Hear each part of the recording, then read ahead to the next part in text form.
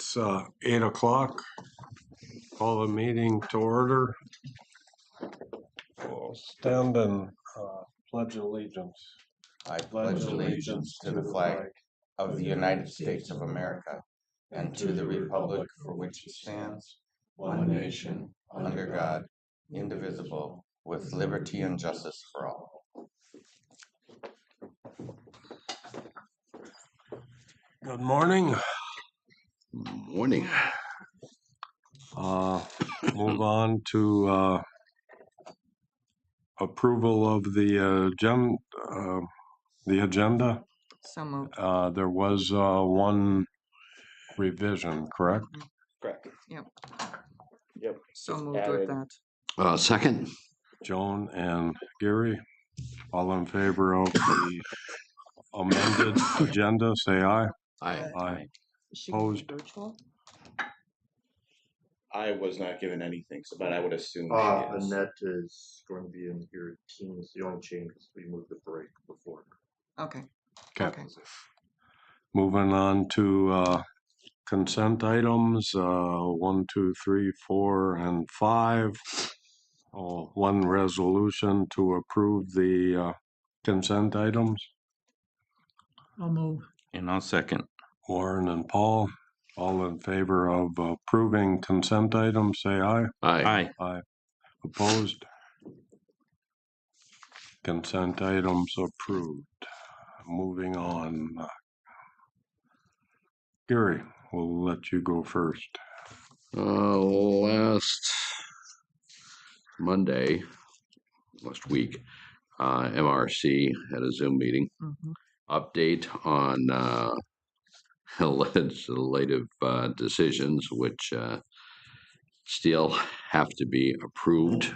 Obviously, the budget is kind of holding things up, and we'll find out when we find out. Joan and I had extension last Thursday. Of course, they're getting fired up for Polk County Fair and a program that I think is kind of successful for them is the tractor safety workshops, those types of things that are coming up this time of the year. And then I attended the Christian City Council last night. And they've had some more problems with the pool, but the city citizens and shop owners came up with $10,000 to keep that going at least the summer, hopefully. So that'll be back up here perhaps in a week or so. That's all I've got. Okay, thank you. Joan? So let's see. Last week I had we had our household hazardous waste meeting, and we set the county assessments for 2026, and we left it the same. So it's a total of $60,000 from all the counties, which is $6,000 per county. And the dates for the ag collections have been set, and they'll be in Crookston July 15th, probably at CHS in Hazel on July 17th, and then Warren July 22nd, and Hallock July 24th. So, those dates will be out posted, but I'm not sure. I mean, we're losing newspapers and stuff, so I don't know, where some of these things are going to be getting posted and out there, but that hopefully there's some way that they get those dates out there. And then I had soil and water meeting, and kind of spend some time with still all the unknowns of what's going on at the legislature, and it's because they're can be affected by both the state and the federal with, funding that they get for different programs and stuff. So there's one of the programs that is really kind of questionable, and so they kind of put a pause on that till they know for sure what the funding looks like going forward, and what percentage of that of the projects that soil and water will cover and that the landowner will be responsible for. So and then I had an AMC solid waste meeting, and we had presentations from 3 different private garbage facilities. One was from DEMCON, another was Waste Management, and then Waste Connections. And then we also saw a video that actually it's trending on TikTok of where they just, because a lot of our fires that we're seeing in our waste management facilities are caused by lithium batteries. And so they took a laptop and, put it on like a metal stand, and they just took like a little push pin and pushed in through, because the battery, the way they're made, it's got a protective case on both sides of the battery, but it's very thin. And so they just, they take apart the laptop, take a push pin and push it through that first layer of protection into the battery. And it's just, it's just instant smoke, and then it's huge fire. And I think I've seen that. That's interesting. If you guys, and I don't go on TikTok, but every now and then things just pop up Yeah. on your phone that you can watch a TikTok thing. If you see it, it's impressive. Yeah, it's, because I mean, Hubbard County has had huge issues. I think they've had probably at least half a dozen to 8 fires that, they figure have been caused by batteries. And I believe that the White Earth facility was also caused by a lithium battery. So, that's something that I think we definitely need to spend more time educating our residents in regards, to make sure not to put those lithium batteries in, in the garbage with the rest of it. So, Yeah. and then also we're trying to work up some tours at the different facilities throughout the state, and because they're all kind of a little different. And we've also been talking about MPCA knows that our task force exists, but we have not had any meetings with them yet. But we're looking at reaching out to them and starting to have some meetings together and have those conversations that are very much needed.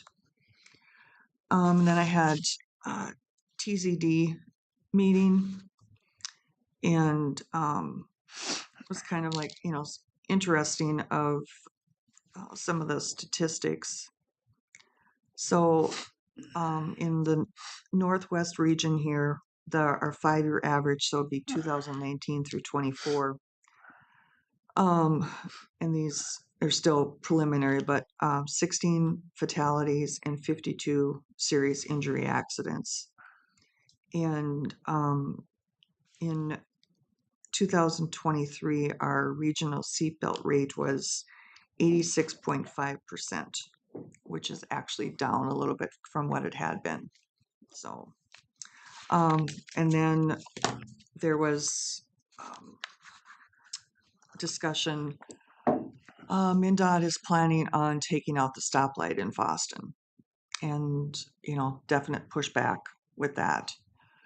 And so we had some discussion on that. We're actually having a public meeting in Foston. It's June 23rd, or July. Yeah, June 23rd, I think it is. It's a Monday evening. But then cause they fall back always that, their data shows that it's not needed but then, I asked them how they could justify all these stoplights in Crookston then, because they're saying like, sometimes you can sit at that light in Boston and there's I no think they cars that want go to through. eliminate Yep, and then those. JT informed the group that they plan on taking out some in Crookston also. So but at least in Crookston, if they do take some out, you still got other lights that you can go to to get across with traffic. It's my concern really is of, when you've got the traffic both directions in Highway 2 and like where the stoplight currently is the road to the elevator, Yes. and if you have a loaded semi that has to stop and then to wait long enough for an open area to be able to get started and get speed up and get across that intersection safely, it takes time. And I told him, I said, I just kind of thought this was ironic. We were talking about this at a Towards Zero Death meeting of, I can, That's but yeah, so that, Do you think it's cost? Is that? they say no. They just keep on saying that it goes back to their data that it's not warranted. So, and their data, I would argue, because even on the 220 North project, the data was such and such for Mhm. stoplights on the north end of East Grand Forks. We ended up with crosswalks. Well, the problem is, and I'm assuming like in Boston, from noon on Fridays, Mhm. the lake people, all the way till probably 9 o'clock on Sunday night, that Mhm. intersection, I've driven through there, and Mhm. thank God there was a stoplight because people are waiting Yep. from Main Street to get on Highway 2, and Mhm. I've actually witnessed some people pulling out Yep. when they shouldn't pull out Mhm. just because they get tired of waiting Mhm. during that Those peak weekend. And times. I have Mhm. yet to see DOT people on Saturdays or Sundays doing traffic counts. Mhm. It's Mhm. always during the week, 9 Yep. till Mhm. 4 type thing. So, Yeah, and I also pointed out too that I mean the east end of the county we definitely have an aging population. you know, Um, so I mean, yeah, I understand a lot of it is culture that we've been, used to having it there, but sometimes, you know, you can't always, yeah, the data might show something, but is that actually the best solution? Yep. So, but yeah, I think they pretty much have their mind made up, and I think that they're just holding this meeting to say that, okay, we listened to you, you know. sure. So, but yeah, so that's definitely a heated, and the city has volunteered to pay for the stoplight. The They initial. must be looking at flow issues rather than the Well, cost then. they refer to it as calming the traffic. But then they're gonna take the one out in Bagley, do that? Well, that was they tried, and Bagley fought back. Oh, for gracious. No, Okay. because they were going and they had planned on narrowing it down to just one lane in both directions in the turning lane, like what they have in Boston now. Which I mean, still not everybody agrees with that either, too. I mean, there's still people that, but no matter what, I mean, you're looking at, you're having to get across 4 lanes at least, from one. Right. And 2 at a minimum. yep. And then, like, especially at like by Hugo's and the DMV there, that's also a really bad place to be able to, to get on.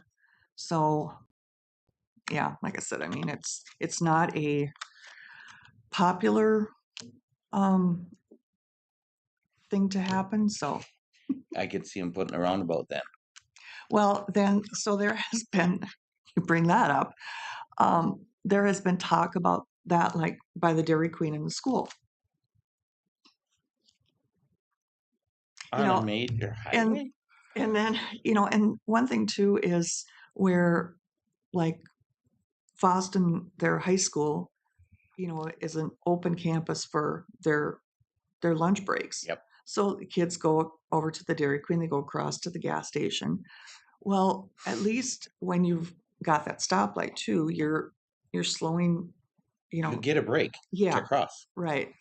So there's just a lot of things going on in that, 1 to 2 block area. And so, yeah.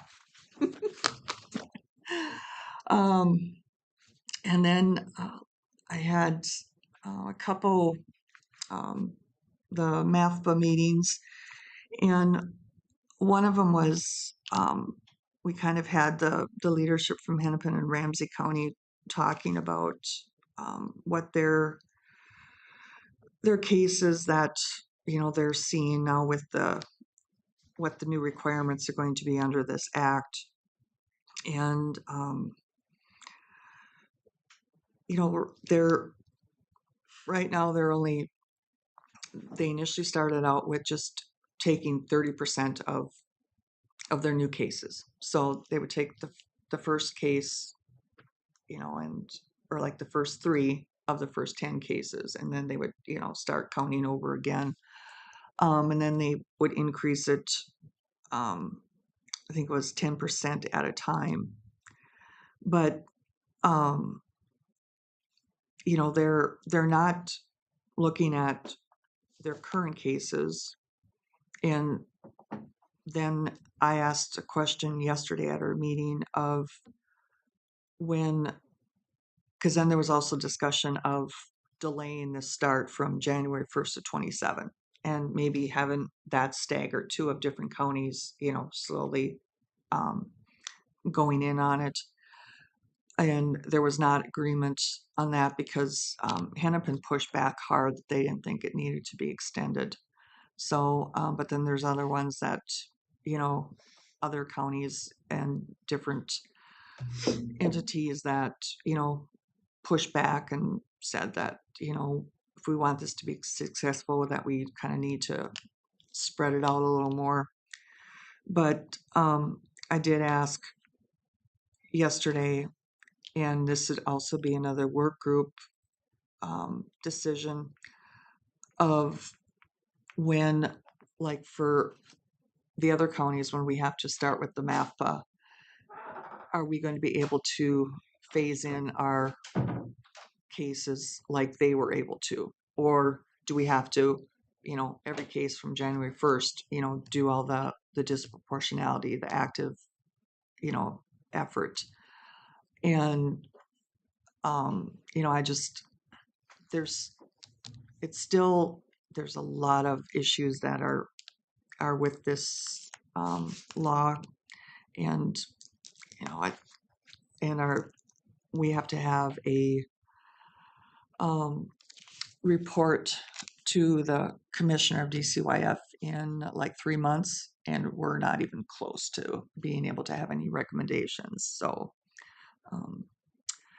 and then like Gary said, we had extension, and then yesterday morning, I think I mentioned earlier that Intercounty is celebrating 60 years this year, and so they decided instead of doing an open house with cake and ice cream, coffee, that type of stuff, we received a grant for, I think it was like $1,800, and we worked with North Country Food Bank and set up 4 different food drops. So yesterday morning was in McIntosh, and then in the afternoon they were in Clearbrook.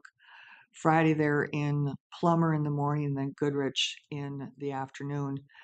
And I mean, it's some canned goods, and they had like yesterday was frozen drumsticks, chicken legs. There was cheese, there was eggs, there was cereal, just a really good selection of food. And we tried to put them in like where there isn't like a food shelf in the city, and kind of, and like where Ruby's Pantry doesn't work with.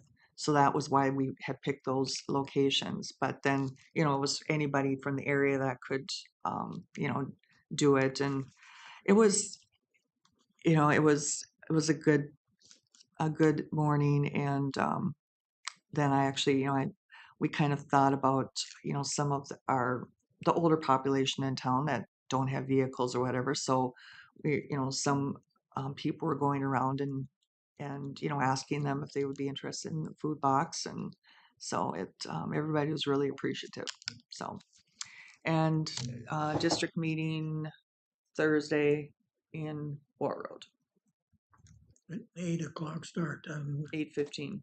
Well, it's a 2.5 hour drive from East Grand Forks, so I'll be leaving about 5:30. Yeah, that's why I'm going up Wednesday night. And I won't be Are you- there either. So. Are you planning to go? I don't know yet. My wife knows about it, but there was a previous engagement, so I don't know yet. Okay. I won't know until that day morning, probably when I get up and leave. All right. Anything else, Joan? Nope, that's more than enough. Okay, Warren? Biggest issue we had for the week was the West Central Regional Water District meeting, which was yesterday. And most of that basically all dealt with the financial end of it, how organized and who's going to be assessed for what and all of that. But one of the things that really stuck out with me and was important to me was that the phasing in of the different distribution areas, and it amounts to a district that's basically two separate districts, because the climax crossing from the river, that will need to go to support in the first phase of these projects will be the line to Neilsville. And from there, in the third phase, it will go over to Beltrami and Fertile, but totally separate from the other river crossing, which is happening at Halsted. In fact, on Tuesday of next week, they're supposed to be having bidding on the line that would come from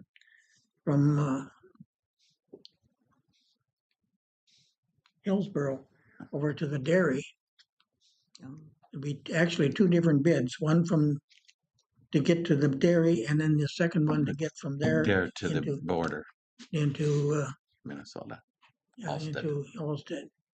And we'll see how that one goes, because there's one landowner there that is having a little issue with it, and I don't know if it has to do with routing or if it has to be with money or what the heck it is, but there's a problem there to overcome. But there'll be two separate bids on that whole project. It'll be interesting to see if it actually happens, and then what kind of price tag it'll be, because it'll be I think they're talking about a 16-inch line there, because the dairy takes a big pile of water. Was that 18? Oh yeah, 18 from the treatment plant to the dairy, and then 16 from the dairy to Halsted.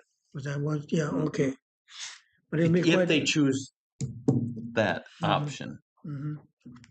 Yeah. Anyway, then in the phase 2 of this planning bit, and that would be working off the Hillsborough or the Halsted line, and that would be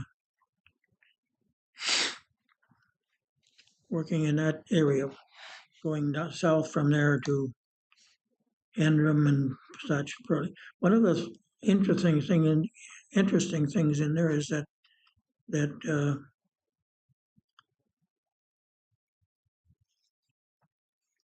what's that town between Not Pearly. Pearly? No. It wasn't No. Pearly. It was the other one. It's north of Halsted. Right. Georgetown? No, no, No, no, also Shelley. Shelley. Yep. Shelley doesn't seem to have a whole lot of interest in this. So None. they're in the last phase of all of this thing. Mhm. So it's, like I said, there's basically two different districts operating on under one administration. Mhm. So we'll see how, that's good. And I like that idea, that it's pretty much separated because the money we committed to that basically will be spent for Polk County people And that's, rather than not Mhm. anywhere else. No, it's a good direction. So what's the status with Neelsville? Well, that's supposedly, according to their plan, is supposed to happen next year. But that, I don't know if they've got all the money that they need to put that main line in. Okay. And there's all kinds of grant applications and such in process. And who knows how some of those are gonna go. The state of Minnesota is not in the greatest shape right now, and the feds are cutting back on things. Yeah, because I know, I mean, that there was hope that some would be included for the bonding, Yeah, but I don't know if there's even gonna be a bonding no, bill. no, it's, not from what he was talking about. yeah. But all of that financial stuff I thought was pretty well based, pretty fair and such, but because basically it comes down to between grants and the user, that's going to pay for it. Other people who are not using will not be assessed anything. Mhm. Unless they decide at a later date. Yeah, And then it'll be an exacerbated cost. So it'd be better, the biggest thing, just to add to that, was if it's coming by your house, you should probably put it in now, even if you don't hook to it. Have them put it on your yard. yeah, get it to your property. Mhm. Then it's, That's the cheapest it's gonna be. that's gonna be the cheapest it'll ever cost you. And it'll be quite a major issue if you go to sell that property. If you have rural water If you there. have rural water there, it'll be a good selling point. I'll wait. Anyway, that's enough on that. Oh, and then the Beltrami meeting, they're gonna have that on June 9th. Are you planning to go to Yep. that one? I might, I don't know. But that's probably enough out of me, I think. I don't know. Good. Thank you. Paul? I'm just gonna go right there because it's fresh. Mm. That phasing that they're talking about, very interesting, their dates that they put. Because it's not, the second phase, not till 2034 is when they're expected it to be implemented. And then it's from 2034 to 2050, the next phase. Good gracious. It's a long time. Me and you and one probably the only one left at that time. And potentially half the users Are gone. are gone. But yeah, it was very interesting information. It was very good, Mhm. and they did their homework and and that's great. But I just couldn't believe the completion time. So I was, my goodness, am I going to be a commissioner in 10, 15, 20 years from now? Holy buckets. I don't know if that's the hard part for me. Because my constituents, that's what I look at. Mhm. My constituents don't take effect until after 2034. That's 2 terms for me yet, Yeah, Bill, before they even get touched. I think that can change if, It can. if But, Beltrami is pushing for service, I'm sure Yep. they can Mhm. advance it.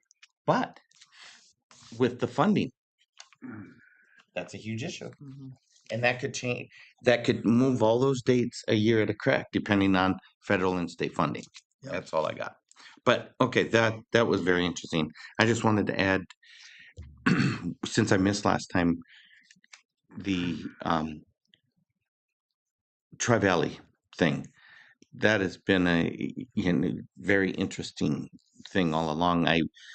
I'm trying to pay close attention to their thing, but I'm glad they put, and you must have talked about this before, putting Corky on. Yep. So I think that's going to be helpful in the interim. And they have a group to now, since that meeting, for the selection. Correct. So I just wanted to add that from before, and since there's been more information since that meeting and I was gone. Are there any in-house candidates for that?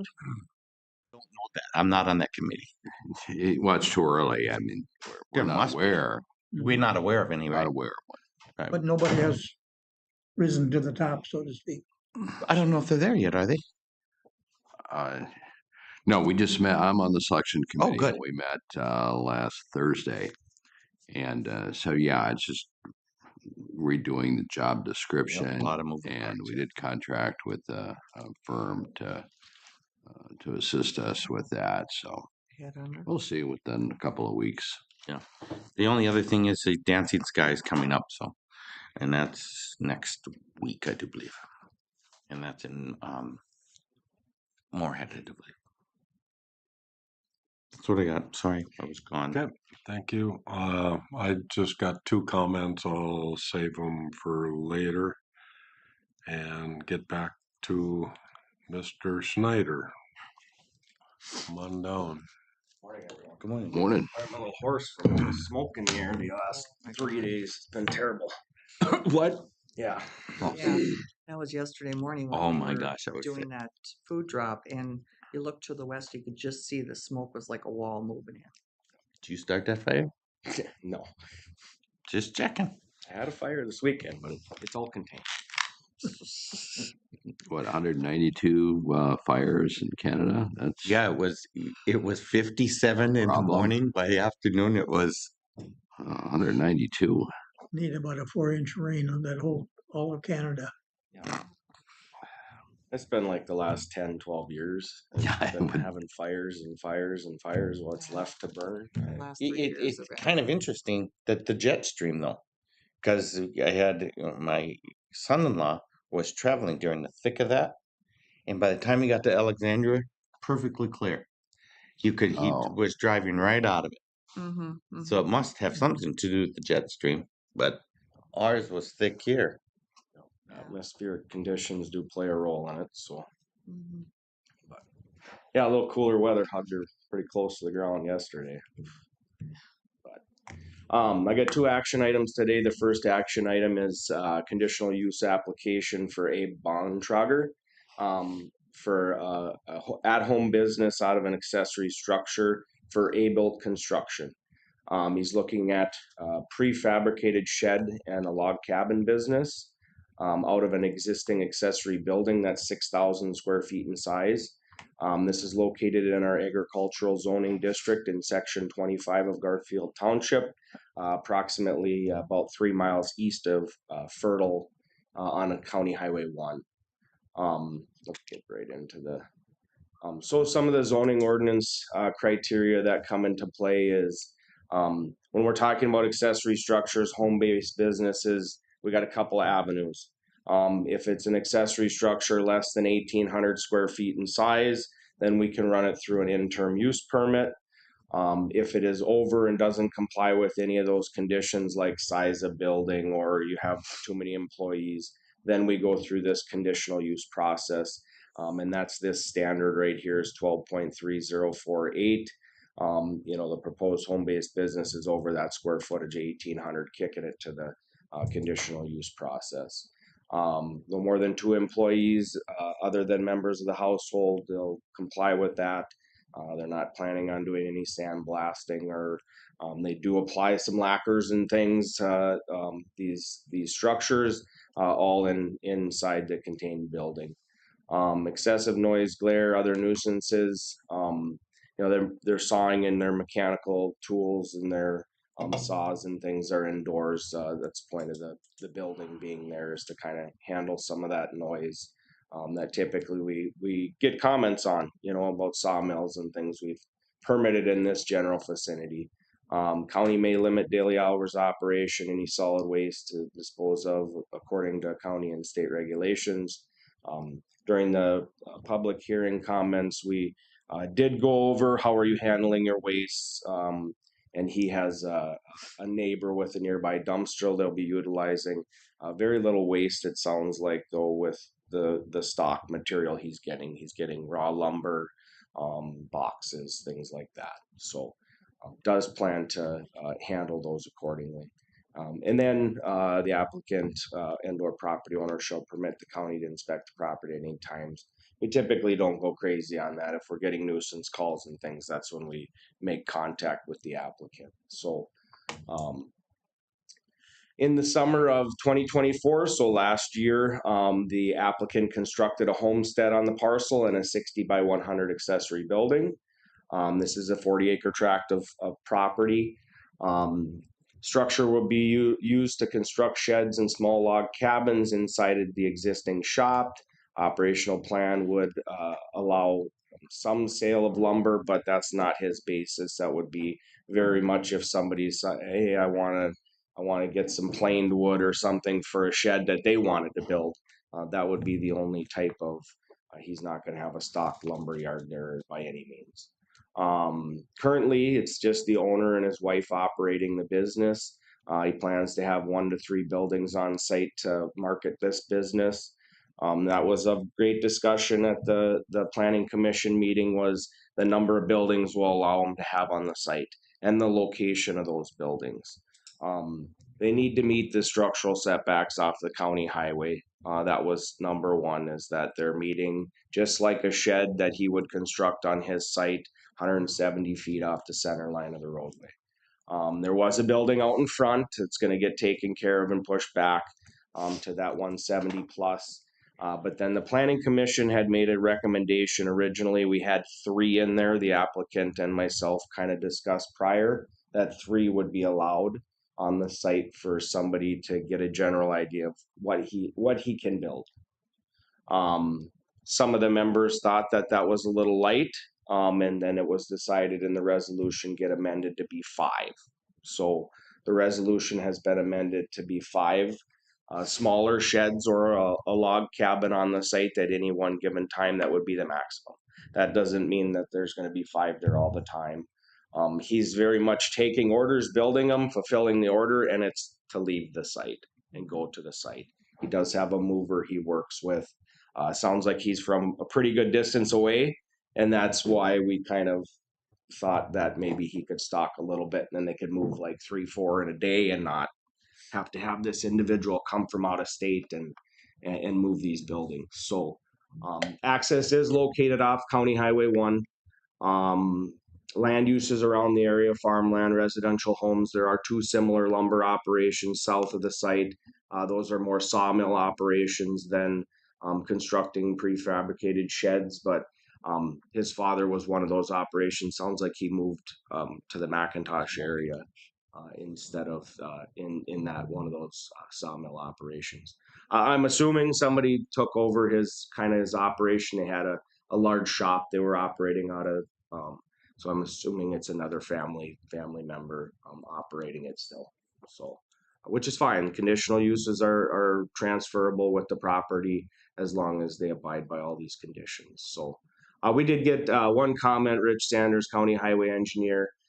He had commented when we sent out this request that he would prefer access off the township roadway, but then when the applicant pulled a 911 address, access was cited off of one that was already taken care of in the summer of 2024. So I'll go over some pictures. This is the operational plan. I already kind of went over all these things in the pertinent facts, but this is a site location, like I said, just approximately 3 miles east of Fertile there on County 1.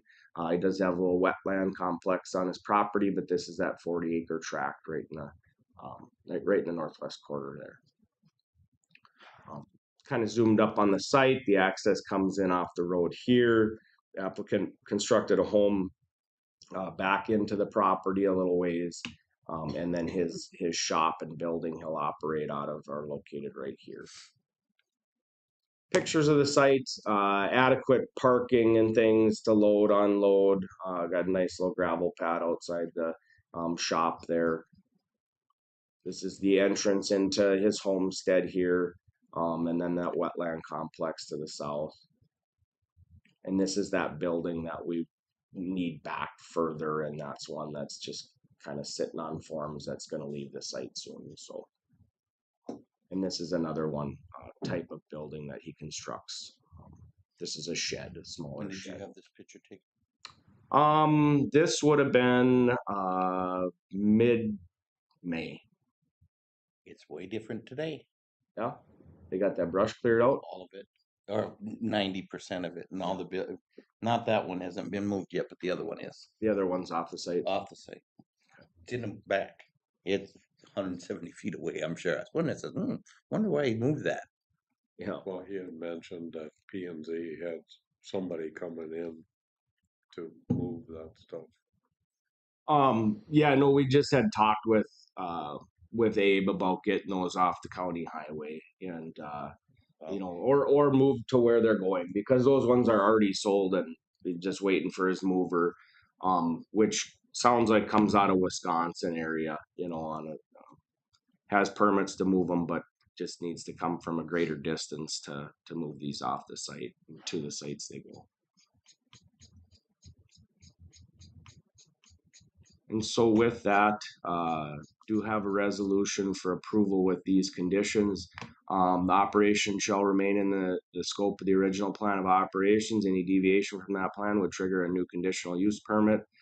Those are kind of a staff thing where, yeah, you're going from 2 employees to 8. We're going to have to do some things. You're doing more work than what we originally permitted. He won't, but I'm just saying those are the types of things that would trigger that come back before our boards. Storage of log cabins must be limited to 5, and site storage of the structures must meet structural setbacks off the road right away of 170 feet from the center line of County Highway 1. There's a sign standard. We've been discussing with him to be located at least 80 feet from the center line. That would be less than 32 square feet in size to say a build construction. And that's all a part of the permit.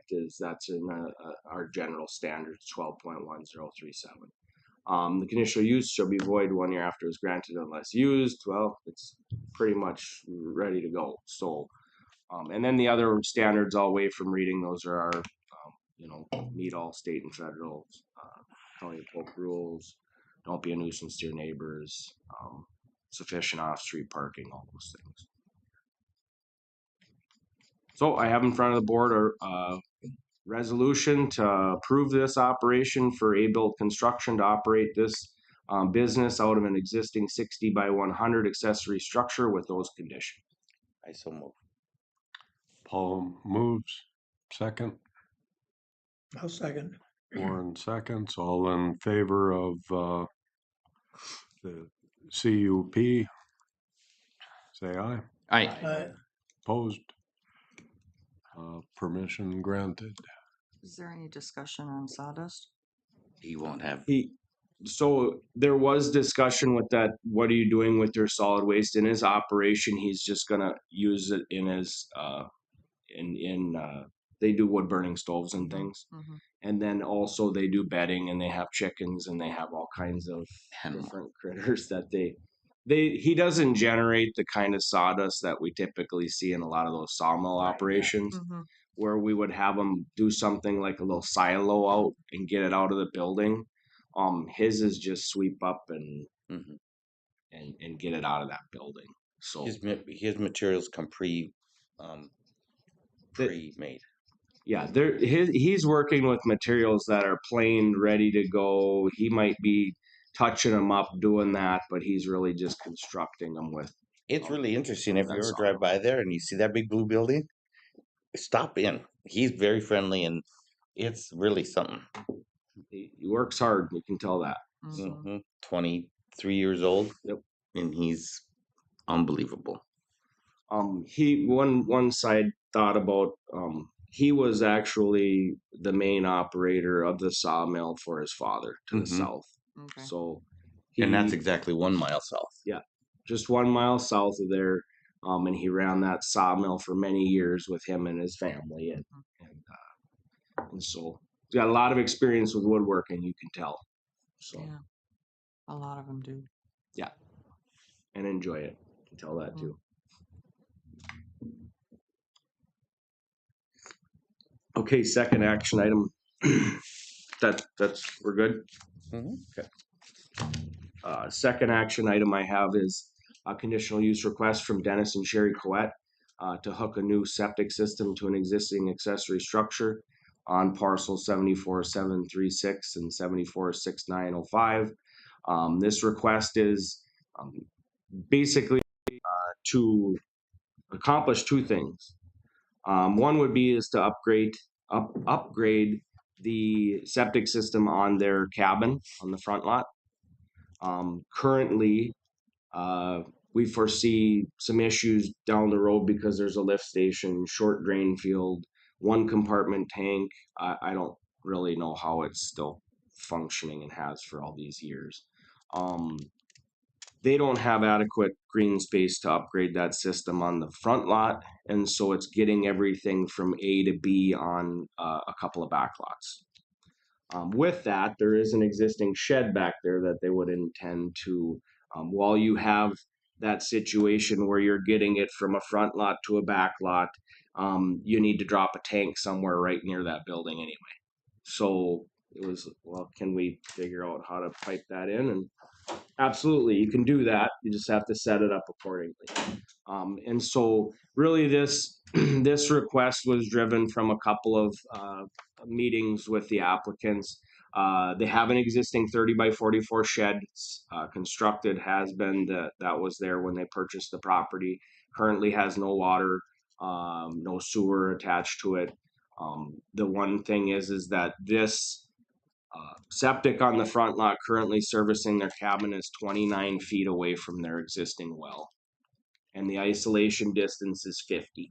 So it will, they will be required to do a new well and cap that well because we want that isolation distance of 50 feet. And so this will accomplish a couple things that they're kind of back against the wall right now on with their front lot septic system. So applicants will be required to do them and record a no guest house waiver before we issue the permits for the septic upgrade. Obviously with septic upgrades, the impervious coverage will not be increased. It involves setting a couple new tanks, hooking infrastructure in, and then doing a mound septic system to the south of the current shed shop. So the Maple Lake Improvement District had no issues with the request as long as setbacks were maintained with the new planned septic system. Stephanie Clam sent our, her kind of boilerplate letter about these, that no living, sleeping quarters, kitchen facilities, and those accessory structures. Future buildings meet all ordinance requirements. Bare grounds planted with perennial vegetation, so vegetate your areas that are prone to erosion. And then all future septic systems or future structures and do not block or change the natural drainage way. And then to ensure that the parcel has additional locations for another septic if the existing one should fail. And they have some adequate room in the back there for multiple septics. Just wanted to point out, this is an odd parcel. I'm actually going to go to this one. So this is their front lot property. There's a septic tank right off the entrance to their house. This would involve putting another septic tank right adjacent to that one. Their well's sitting right here. So we need that cap tied off. So there's no isolation distance we need to worry about there. Their plan is to do a well, right on the edge of the concrete pad here. Set a tank in the back. This is their property as well. It's kind of an odd shaped property, triangular in nature. Right to the back of this is their existing accessory building. So, you'd stub out a pipe. The septic would be completely sitting on this. I do plan, I'll just kind of aforemention a condition in here that was discussed during the meeting. It is our intent to try to get those parcels tied together in some manner.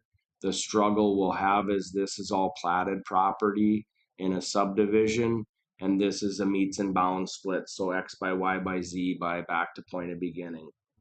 We'll work with our recorder's office if that's possible. I have that teed up as a condition, as the planning commission felt that was something we should do anyway, since we're crossing a property lot line with infrastructure. is to try to tie those back lots together. All three of them? Not the front lot parcel. No, is that but not his to the right? They don't have this parcel, it's okay, a different okay, owner. I'm Yep.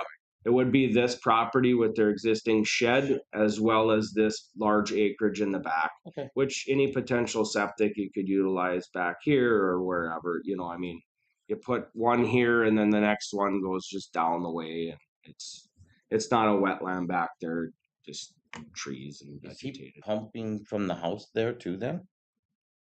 So Why wouldn't he do that? there's a pump line that goes into that tank back there. Yep. It'll tie in. So there'll be a directional bore line that Yep, goes that's what under I'm the getting road. at. Okay. We'll try to hug this property lot line. This line most likely will get pressure tested because it'll be 40 feet away from that well, which is just what you do. You could go within 20 feet of a well with an actual pressure line. It's a solid pipe. There's really no concern with doing that. Just a means of making sure that you do a pressure test before you tie things together. And then it would drop into this tank back here for then going to the Yep, that's one my question. system. Yep, that's my question. Yep. So it is our intent to try to get those tied up, and that's why I'll just go through the pictures right now. Currently, just a little storage area above the back here. There is a kind of a closet area back here that's where the bathroom would get located. This is that large tract that they have just adjacent to the south of the shed there. The intent would be is to clear some of these trees and put a septic system in this clearing in the back here. And then this is their front lot property. So there's a large right of way here that this is not green space usable for septic. There's a road right away there. So off Elmer Hansen. So, and that's why the condition is worded in the way it is.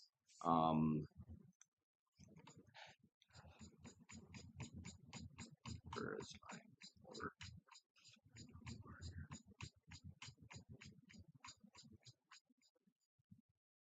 So, if legally acceptable by the recorder's office, the applicants must combine those backlot parcels together.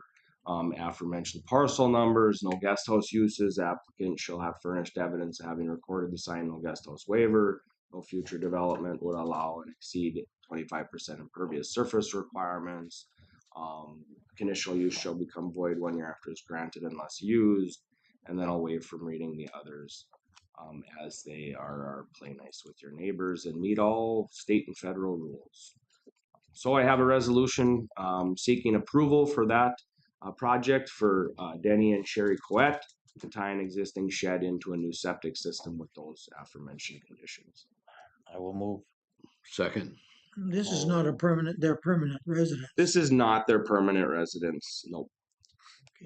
Yeah, Paul and Gary motioned. All in favor, say aye. Aye. Opposed? Resolution 2025-36 approved. Jake, I got home after P&Z and got thinking about it and forgot to email you, but does your office encourage neighbors to try to work together? Seems like there's going to have to be over time a lot of septic work done out there. And especially with this one, I got thinking that large back lot, and it would have been very easy for 3-4 neighbors to get together and say, hey, we'll put in a bigger system and Tie it all into one. tie it all together. Especially if they have to do directional boring and pressure lines. Yeah, I mean, it would only make sense. Yeah. We not in the ordinance kind of thing. we do allow cluster septic systems. Okay. The thing that gets a little bit sticky with those is that when you're having issues, you have 3 homes that can be the cause of those issues. Yeah. So if they have the room to do it, we want the applicant to do it on their property. We help applicants along with easements and those types of things. They can put in 99-year easements for septic systems on a neighbor's property if they'll That's allow. what my next question would have been. I mean, he's got that huge backlog. Can't, if somebody else wanted to rent a easement to put a drain field, septic a on septic there, in there? And typically you keep the tanks on your property and it's just the discharge area that would go Yep. there. You know, The drain they're not gonna build a building way back in the woods like that. So if a neighbor gets in a pinch, as long as you're on good terms with your neighbors, typically that's what's going on. We Oh, don't have a back lot. Oh, your neighbor does, and he, is at his max for sheds, and he's got a nice sizable lot. Why don't you talk with him? So we're just there to facilitate that option to them. That's an option. Okay. They need to do some legal work. They need to do easements. They need to do the appropriate things to make it legal. So you can't just have the neighbor go cut off your line and go, well, I don't want you there anymore. You got to do the easements. You got to do it legal. But yeah, we're just sending these notices out. That's to open the door for like the neighbor that was concerned to the east of this property, Yep. that she's going to have very similar issue. issues. And I've talked with her extensively. You are on the right track. You may have those issues, but you have 2 backlots. So we're just needing to do our homework, sharpen our pencil. Where are your things going that you want? The building here, the sewer here. Make sure you got all the room to do what you need to do as well. So, but it sounds like it's a parent's cabin and they can foresee wanting to do some construction down the road. But the county does allow cluster. We do allow cluster septic systems. They have to have easements if they're like, hey, you got a tank, the drain field's on this person's property, you'd have to do the legal easements on that property that tie that other parcel to it. And it's not ideal. You want them to own the land their stuff's on, but every once in a while you get in a pinch. Yep.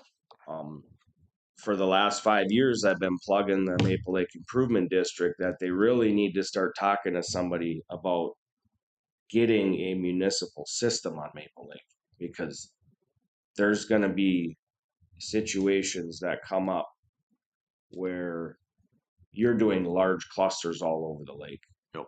Detroit Lakes has been very proactive in that in a lot of their lakes. That's through improvement districts and counties working together to make that happen. They're on city services out at the lake because they don't have the green space. And we're getting there. We're close. It needs to start planning. We had a meeting about 3 years ago, a consultant out in Bismarck area about doing wastewater lines out there at Maple Lake. He actually was going and touring and was going to get a proposal together, and then he got sick and passed away actually. So it never, just kind of stalled out. And I don't think that business does that operation anymore. But he was the one that did a lot of those lakes around the Detroit Lakes areas, just south of DL. So been trying to push him along. You got to start somewhere. You got to start thinking about it, because we don't want that either, as homes that are all on septic holding tanks, and it'd be a disaster. So It's good for the pumper. the pumpers will keep up. Be making lots of money.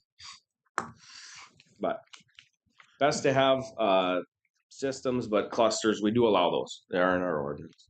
Okay. That's all I got. Thank you. All right. Thank you. Yeah, have a good rest of your day. A record, you're 2 minutes short. Oh, geez, I thought I was 2 minutes over. Good morning. Good morning. Morning. So I'm here on behalf of Karen this morning, requesting, my agenda item is to request an office support specialist replacement request. Replacement of an office support specialist position under the supervision of Betty Soley.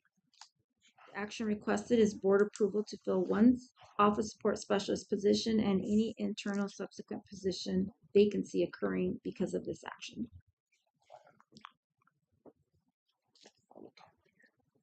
Motion to approve. So moved. Joan moves. Second. Sure. Second. Paul seconds. All in favor of the requested action, say aye. Aye.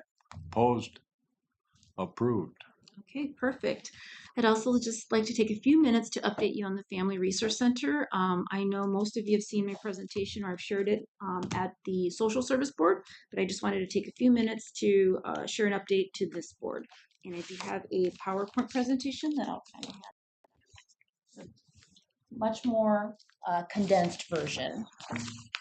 Just a high-level overview of the Family Resource Centers. We belong to the Minnesota Family Resource Center Network. We are now over 30 counties. This first sheet shows all the counties that are involved in developing family resource centers. At the end of 2024, Polk was one of 3 that was in operational stages, and we had family resource centers opened. The others were in pre-implementation stages and discovery stages. I'm happy to report now in 2025, there's over 41 counties in the Family Resource Center network that are also exploring family resource centers in their counties. And there's still only 3 in the active open state. Yes, but here in 2025, there's a few that are starting to pop up now in different They're counties. getting close. Yes, yes. The next slide shows the overview of what we have open here in Polk County. Here in 2025, we were able to open a second site in Crookston at Washington School. We have our own space there now. And we opened our 5th site at Boston on April 16th, 2025. And both of those sites are going very, very well. We have both communities that have really been interested in helping support the Family Resource Center, including parents coming to help with assembling furniture, helping us design the space, volunteering at the site. So they are doing very, very well. The next slide is just a summary of the different type of services that we're providing at the Family Resource Center and with the different partners that we have. And this slide also is a nice little visual of the different partners and service providers that we work with. And as I like to refer to them as our referral network.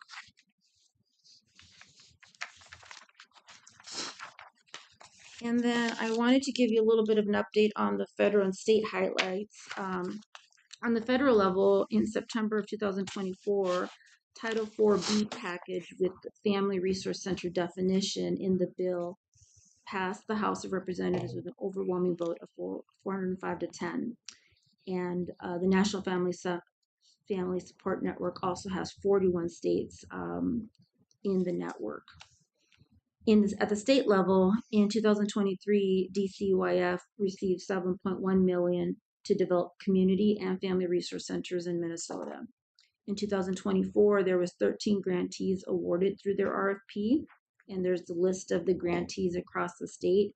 Polk County did apply. We did not receive funding through DCYF, but we were one of several counties that did receive funding from the Sawyer Foundation, who has also funded several programs across the state in 2023 through 2025. Now Sawyer is sunsetting their foundation, and now the Wilder Foundation will be taking over the Minnesota Family Resource Center network. And then on this last page is just a little bit of a highlight on what is going on here specifically in Polk County with 2024 kind of ending numbers. The snapshot since we started in 2023 to 2024, we've engaged 4,778 individuals, either through serving them with helping them connect to resources and supports, or engaging with them through community outreach, which would mean all our different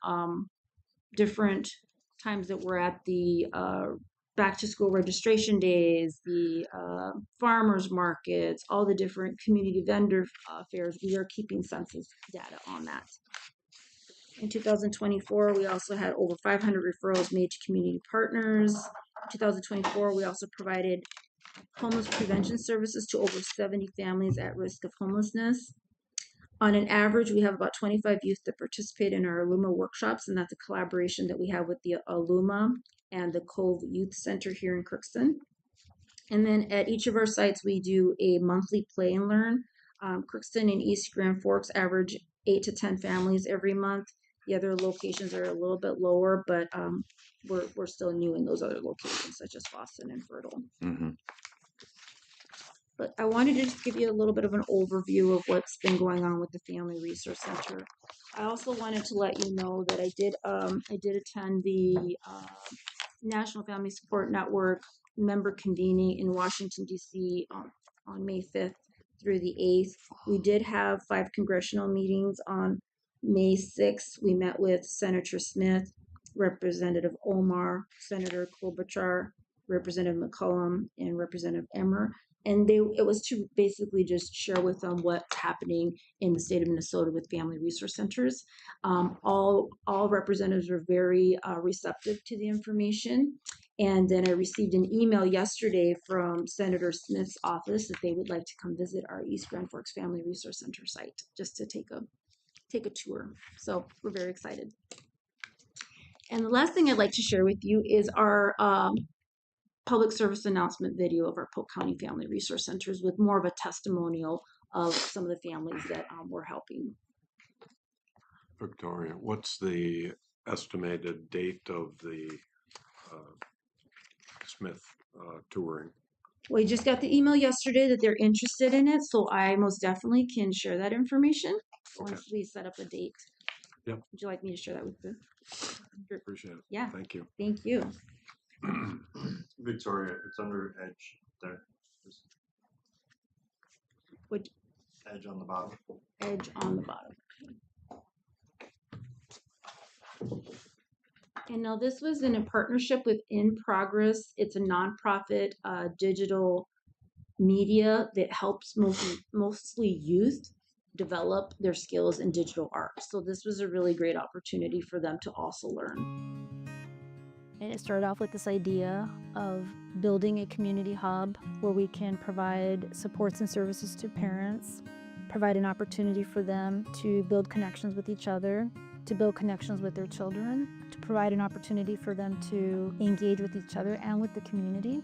And the Family Resource Center model really fit really well with the goals that our community partners had and our community.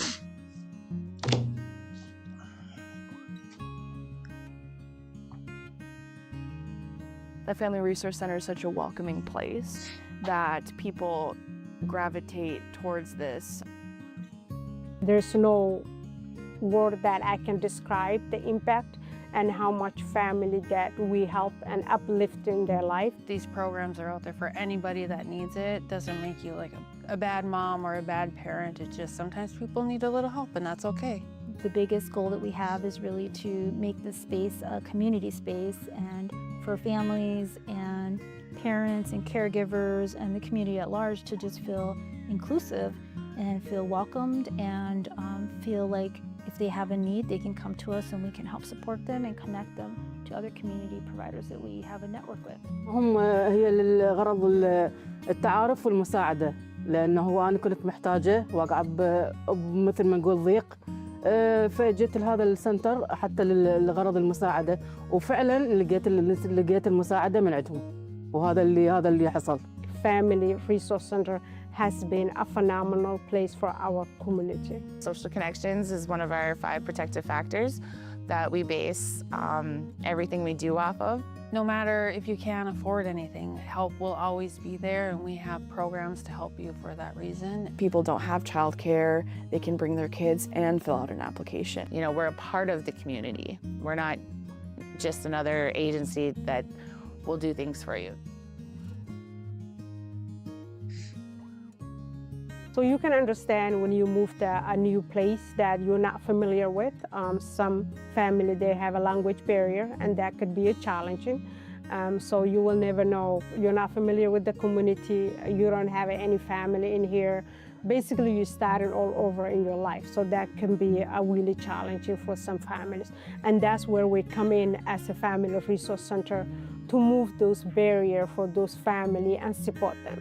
I help families who have housing needs find housing, or if they're experiencing housing instability. So if they have an eviction notice or utility disconnect notice, we have some funds that can help prevent homelessness.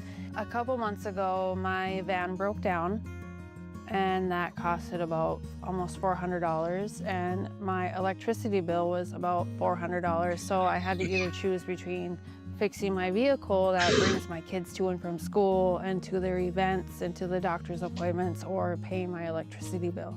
So I decided to fix my car because I thought that was more important, and I asked Jen if the Family Resource Center could help me with some of my electricity bill, and they were able to help.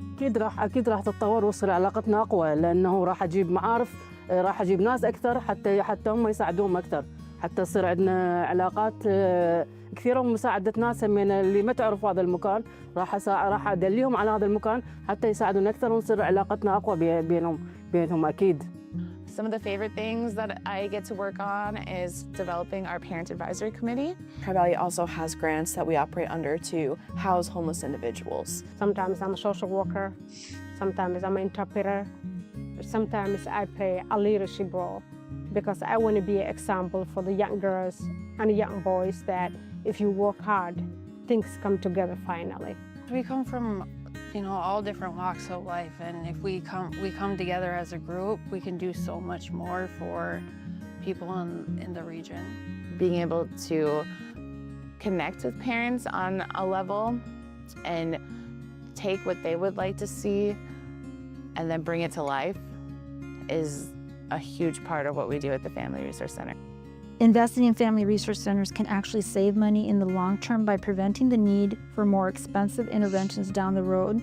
By addressing early childhood development, providing mental health services, and offering parenting support, family resource centers can reduce the need for more costly healthcare, child welfare, and criminal justice interventions later in life. The Family Resource Center is here to help you get resources that you need. So don't ever be afraid to ask for help, and don't be embarrassed by it, because we are here to help you. And so many people today just feel so alone and isolated and that nobody understands. And to be able to offer that empathy and that compassion, and hey, I've been there and I've gotten through it, and here's how I did it, and I can show you, I can walk alongside you. I am so grateful we did open these doors for our family and the support and their needs that they can get, and I'm kind of looking forward doing in the future much, much more. And I hope to see the parents be active in the Family Resource Center, reaching out to their community. We'll have strong parent leaders utilizing their voices, their experience, their strengths, their hopes to create more events, more opportunities, more voices, more advocacy in our community for what they'd like to see. We are one community. What affected me affected my neighbor, and what affected my neighbor affected me, because we all live in the same community and a household. We need to support each other.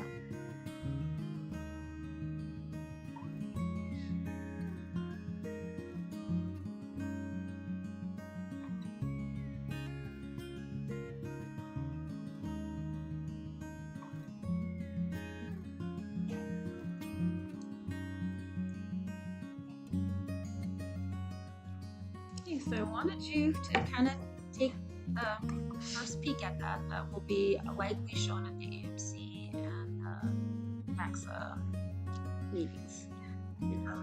Very nicely done. Yeah, thank you, thank you. Yeah, so it's, like I said, very impressive work. The partner that we used for creating the video also works with youth and helping them develop skills in this area. So, thank you. Any questions? All right. Hey, Victoria, before you go, can I get a copy of your handout? Sure. Thank you. Yeah, thank you. Thank you. Okay, well, Mark is up next. We'll take a 5-minute coffee break.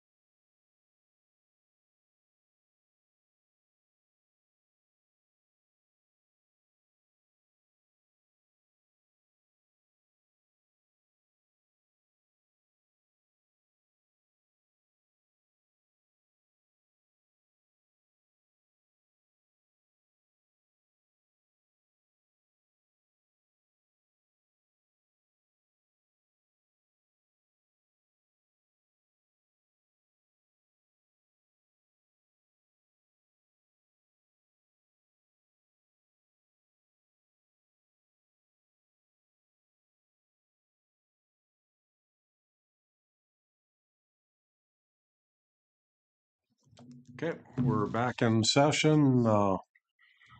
Next on the agenda is Mark Landsberg.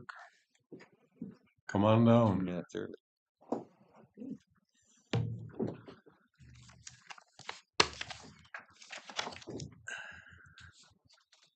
All right, I just have an abatement request here.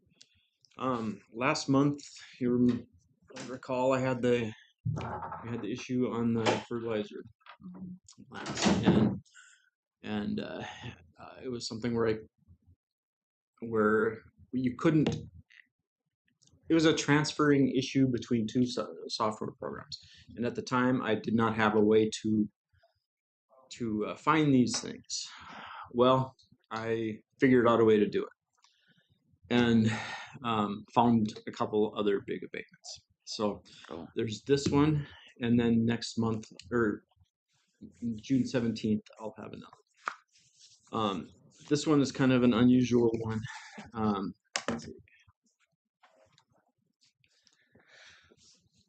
This is Value United. It's in Climax.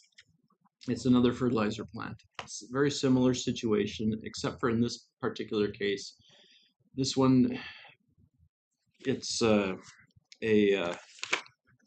it was originally put on a different parcel, and there's kind of two parcels right next to each other, and this one was mistakenly put on the other one. And in the process of transferring it over in 2020, correcting the problem, it created that same issue with the extra allocation that happened in the last one. So this one is a 3-year. It goes back to 2023, which is as far back as we can go on it. The top two are ones we pay, or requires a refund, and then this one, I presume they've already paid the first half on it, so the rest would be just getting slightly less. Does all that make sense? Any questions for me? So do you pay them straight out or refund them through? I believe they are refunded on the top two. Okay. And then the bottom one would just would send out a new tax statement, and then whatever they've already paid, they just reduce it on the rest. More than likely it'll be just a much smaller payment for the second half, I presume. And like I said, next 17th I'll have another one, and that should be it, thankfully. Happy to figure out a way to actually find these things, but you still don't want to see these. So, but it is stuff we gotta fix. It ain't intentional, for goodness gracious. What's that? It's not intentional. No, it's not. It's just kind of a kink in the system, and well, I bet they're happy to hear from you. I'm sure they were. They did see they for the first one, Senex had they just purchased the place, the one in Beltrami, and they noticed it. These here we actually found, so we had to contact them and let them know. But thankfully it's only two, but they're big. So I mean, hate to see any of them. I'm always kind of embarrassed when we see one like this, but We'll move approval. Second. Gary moves, Paul seconds. All in favor of the abatement request, say aye. Aye. Opposed? Granted. Write the check. Right. That's all I have. Question. I see you, this brings it up to mind, but we haven't had that map of valuations in our newsletter lately. Okay. Did you want me to get you a copy of I that? would think, we have to work with Tim, but I think it really something that a lot of rural people depended on. You remember seeing those maps and Okay. Yeah, we can post it to our website too, I think. And um, yeah, we got some other stuff on it too. But um, and who should I get that to? Tim. Tim does Just back. send it over to Tim. Okay. Yep. All right. Yeah, I can get that done pretty quick. Get it over. So, Somehow that got kind of just fell off the table somehow. I don't know. yeah, I yeah. Well, and I know I used to get that to you. So, but yeah, I can do that. Probably email all of us a copy too. Okay, I can do that. Okay. All right. All right. Yep. Thank you very much. Thank you. We're on break until 9:45.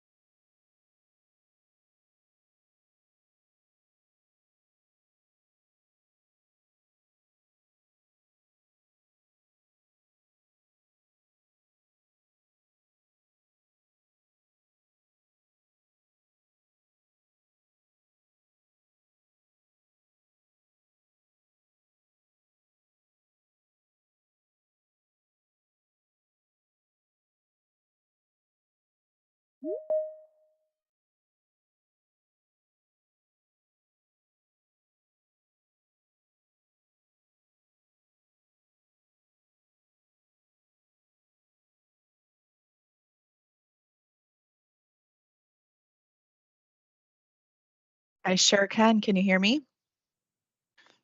Perfect.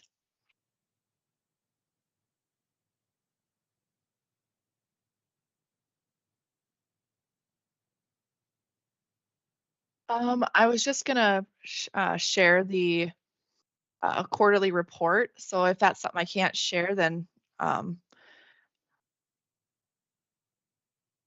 perfect.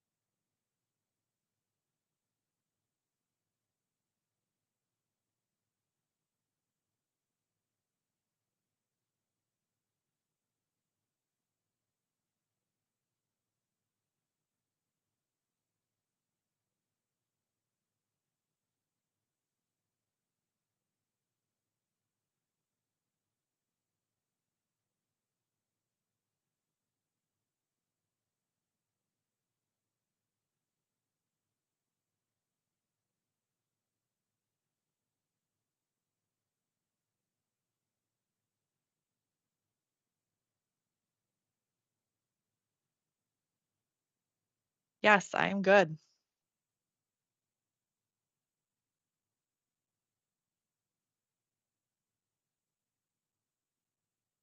My whole chair to my left. Is this your left or my left?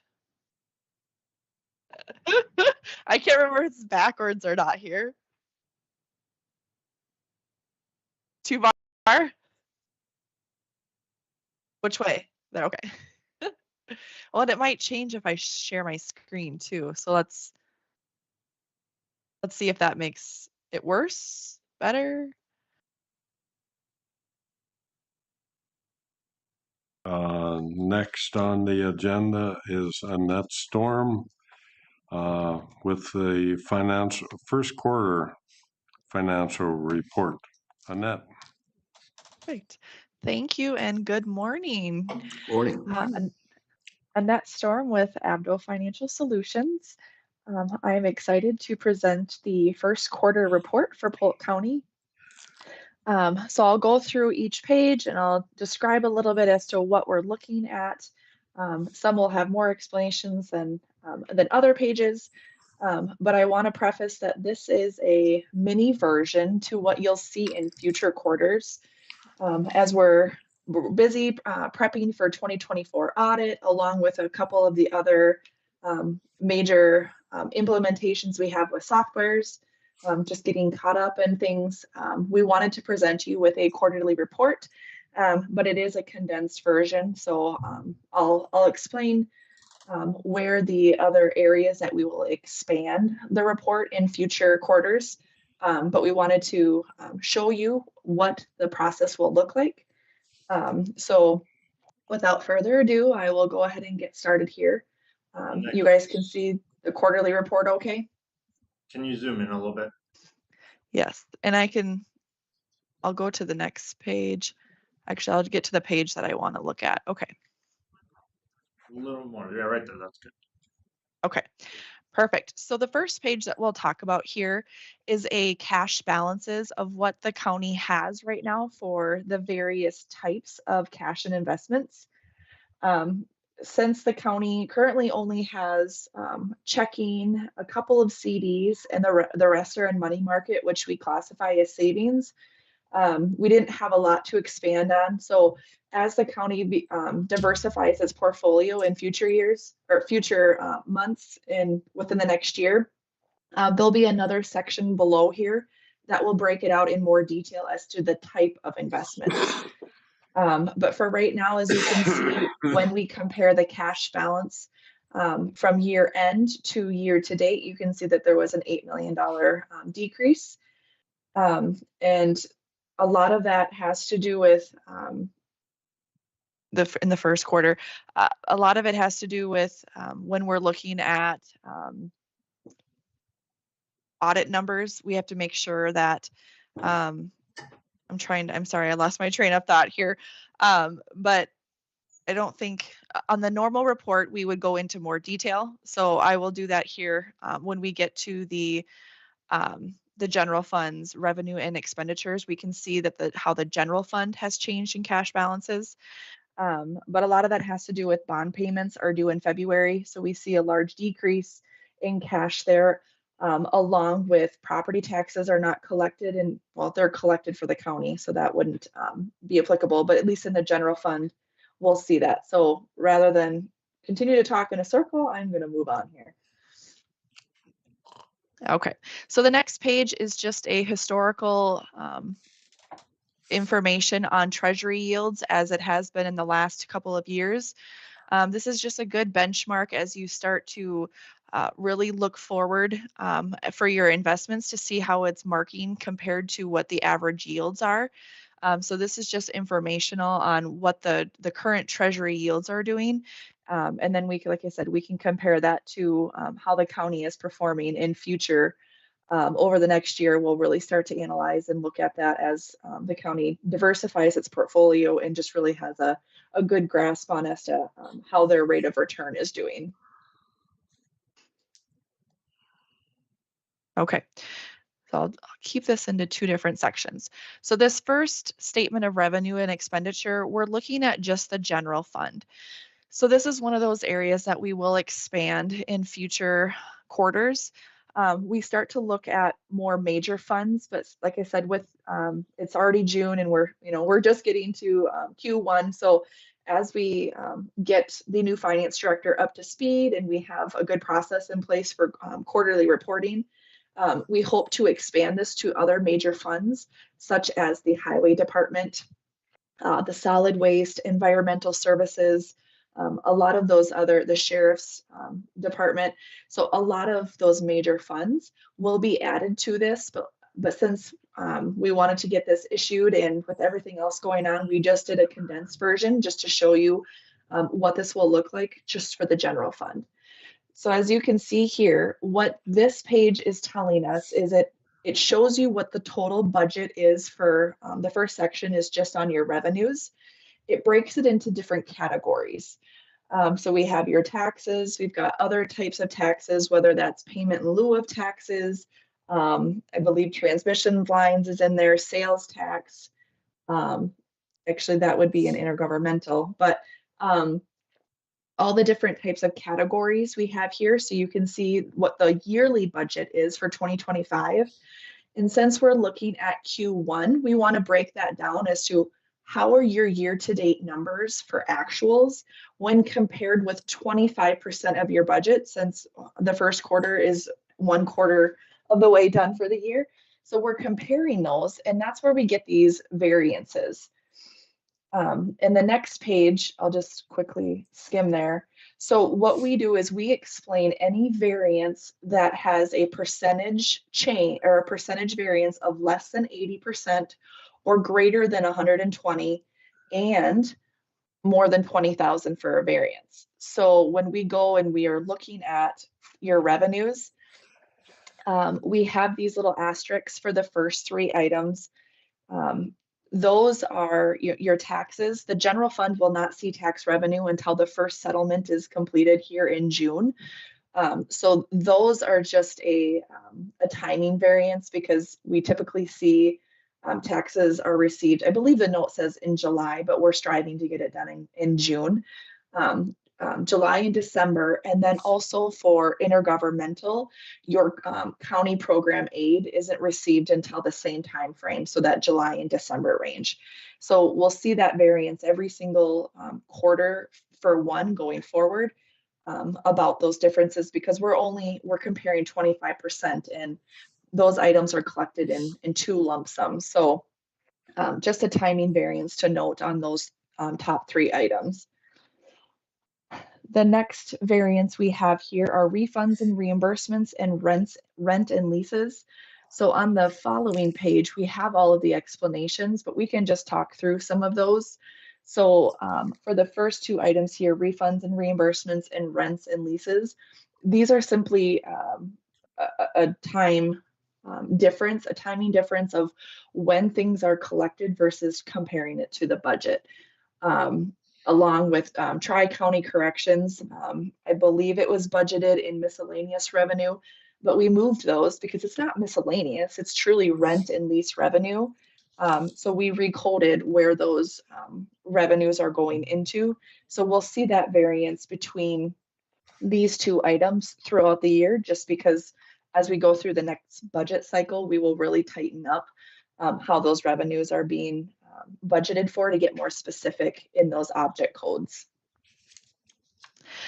The second variance we have here is underneath the miscellaneous section, and this has to do with the $900,000 settlement that the county received for the juvenile detention center.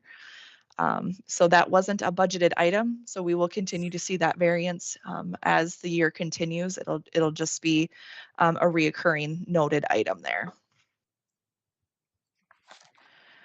Questions so far on the revenues or anything that we've discussed so far?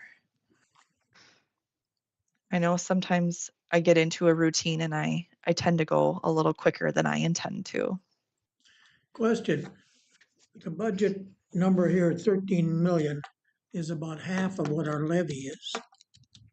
What's kind of explain the difference between that? Yeah. So for the levy portion of the general fund is only collecting 7.4 million in your levy. So you have other funds that are dependent on the levy, such as the highway fund, social services, the sheriff's department, which are not reflected in this report. So that's where that difference comes, because we're looking at all revenues and not just the levy. So hopefully, does that answer your question? I'm still in the fog. Well, it's just the general fund. It's not all the other. Yes. Okay. So for example, the general fund is Fund 1 in our system. So we're just looking at Fund 1 in the in IFS or your general ledger. With fund accounting, we have different buckets that are in the software. So when we're strictly looking at just the general fund, so this has nothing to do with anything that goes on at highway. The highway department is Fund 3. So we have these different buckets that we are monitoring. So this snapshot is just the general fund, not everything across the board. Okay. So It's not even 50%. No. Correct. General fund. Okay. Correct. Right.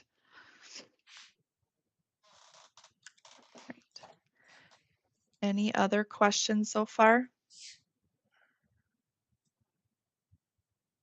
Okay. If not, we will take a look at the expenditures. So once again, we are grouping them into the different functions that the county is currently budgeting. This is one of those areas where we're going to try and reduce the number of departments that we have for the general fund, as it gets to be a little overwhelming. So we'll talk about that here in just a moment. But as you can see, we have the different variances for when we're looking at just 25% of the budget versus year-to-date actuals. So as you can see, the Board of Commissioners, there is a variance when we're looking at year-to-date spent is 210,000 versus just 1/4 of the budget is 86,000. That has to do with a reimbursement to Tri-County Corrections for legal fees. So since the county had received the $900,000 settlement, Tri-County had some legal fees that got paid out, and so that got put underneath the Board of Commissioners department. So that was offset with the 900,000 that was received. So nothing major to note there. The county administrators, you can see there's a variance here, and that's due to professional accounting services that were used with ARPA funds. So you can see here that, whoops, right up here, the variance when we're just looking at year-to-date versus that 1/4 of the budget. Taxpayer services, there is a variance, and that is due to overtime payments for the scanning project that is currently ongoing. Human resources, they have a positive variance, so they have spent under their 25% of their annual budget, and that's resulting from just a timing of payments for professional services. So a lot of the times we have those annual professional services that you're paying. So when they get paid, this variance will go away. It's just a snapshot in time. The data processing, there's a variance there, and that's once again, the annual subscription fees are paid in the first quarter. So as the year goes on and more of the budget is allocated to this line item, it will be more in line with there. But it just has to do with those one-time payments when compared to just 25% of the payment. All right. All right. And that's the same here with information system. I think I may have said annual subscription, and I meant that for information, not for data processing. It was flip-flop. So data processing is a positive, oh, right here, 6. That's human resources. I'm sorry, my numbers are off. Okay. Oh, so 7. They have the same explanation for data processing and information systems. Facilities management, this favorable budget variance, once again, is just a timing, as any maintenance or anything that's going on throughout the various locations that the facilities is overseeing. haven't taken place yet. So we can expect that variance as the year goes on and more maintenance and upkeep is going on, that variance will decrease. Here on underneath the building debt. Percentage Yep. go down to that last column, that percentage goes up and down based on that as well then? This percentage right here. Yep. This is driven off of, yes, the variance here when compared with the budget. All right. So yes, that'll change as that variance goes up or down. All right. Building debt service, you can see, is another area that we had made an explanation on. That has to do with the bond principal payments are paid in one lump sum in February. So you can see that will dissipate, but this is one of those areas that we are cleaning up during the 2024 audit, and this payment will get moved out of the general fund. It should not be made in the general fund. It should have a separate bucket in the system that shows that it's dedicated for that debt service. So this line item altogether should be removed by the next quarter. We just have a timing difference of when we're trying to get it cleaned up versus when the report was pulled. So this one you won't hopefully see going forward, as it'll be accounted for in a different fund. All right, other general government, as you can see, the year to date that's been spent is $366,000 versus 1/4 of the budget shows $53,000. This has to do with property in casualty and then also the work comp insurance that is paid in the first quarter of the year. So that will be reduced. As you can see, it's over what the budget is. So we will also look to make sure that it was allocated out correctly with the timing of items and with just the way that it was paid. We have, for example, social services might still be included in this amount that we will clean up as we get through the audit and making sure that things are allocated out correctly. So I foresee this variance changing between now and Q2. And the final variance we have here is on the extension department. So the extension contract is paid in the following month of the quarter.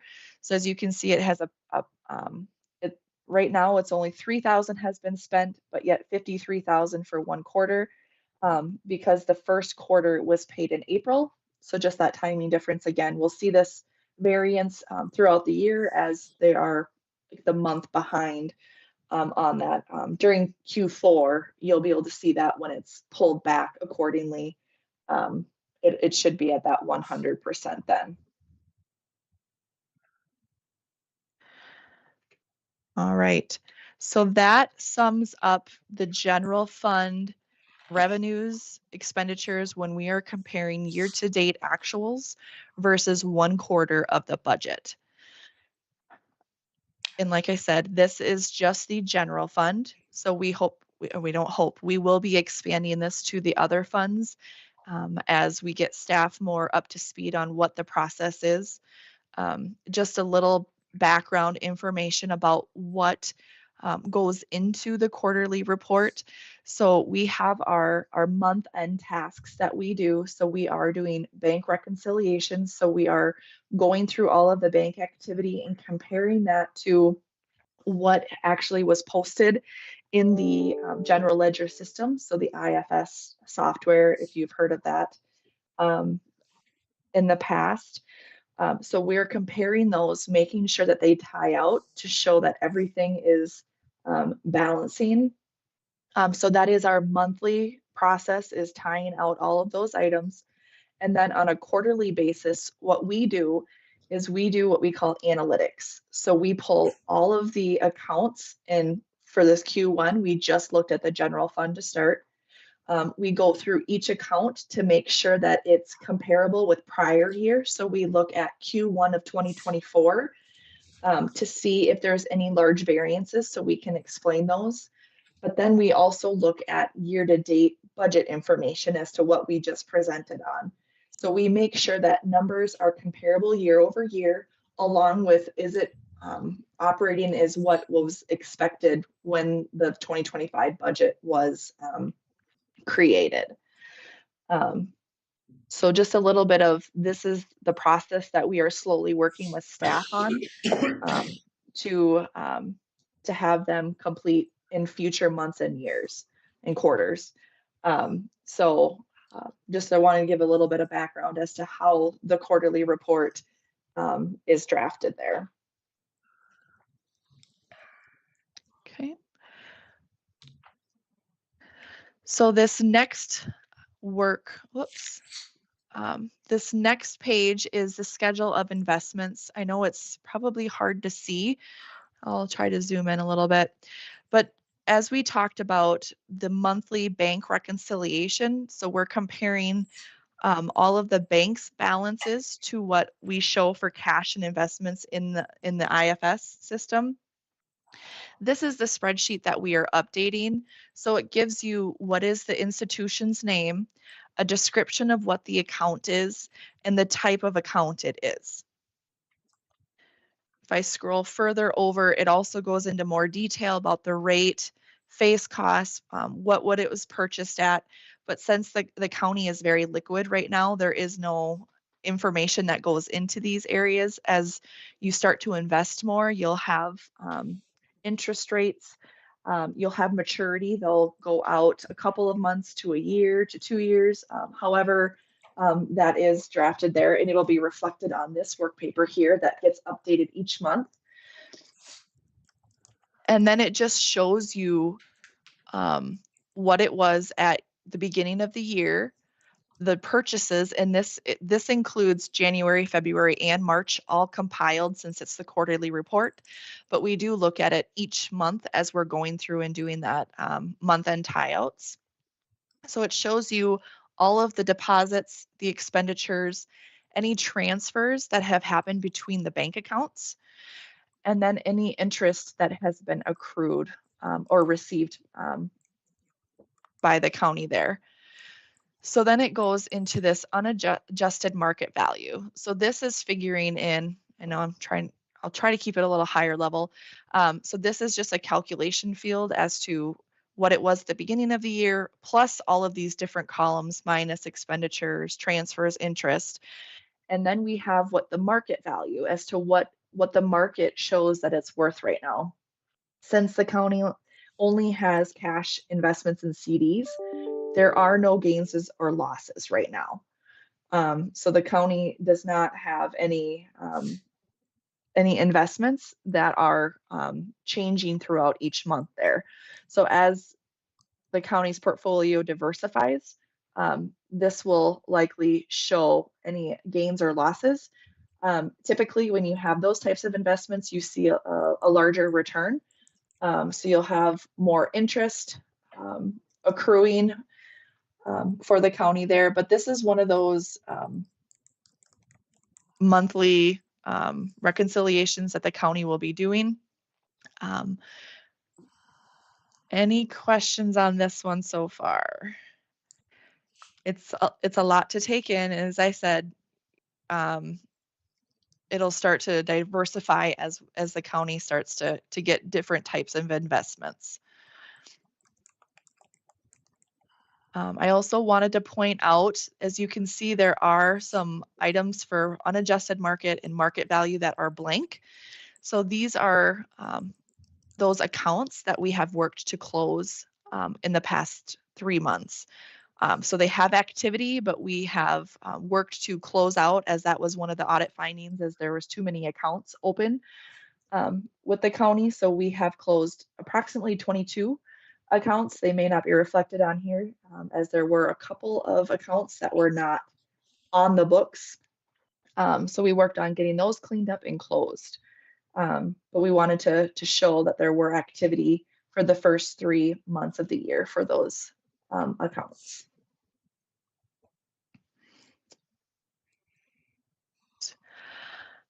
Moving on, so this is just a way to show the different types of investments. It's driven off of numbers that came off of the schedule of investments here. As you can see, everything is very liquid.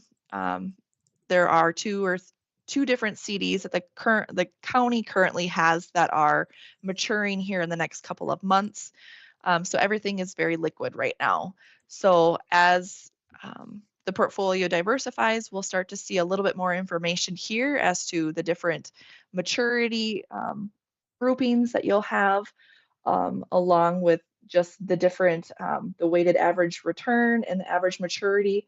These are good benchmarks that we use to go against the page that we previously discussed when it looks at those treasury yields as to how the county is doing.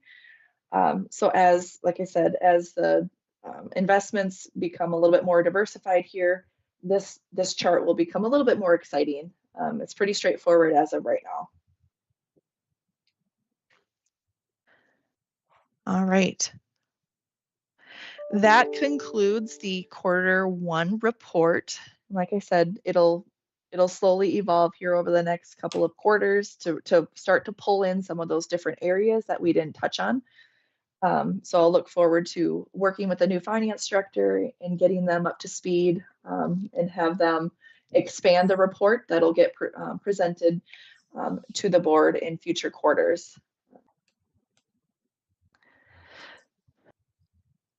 Questions?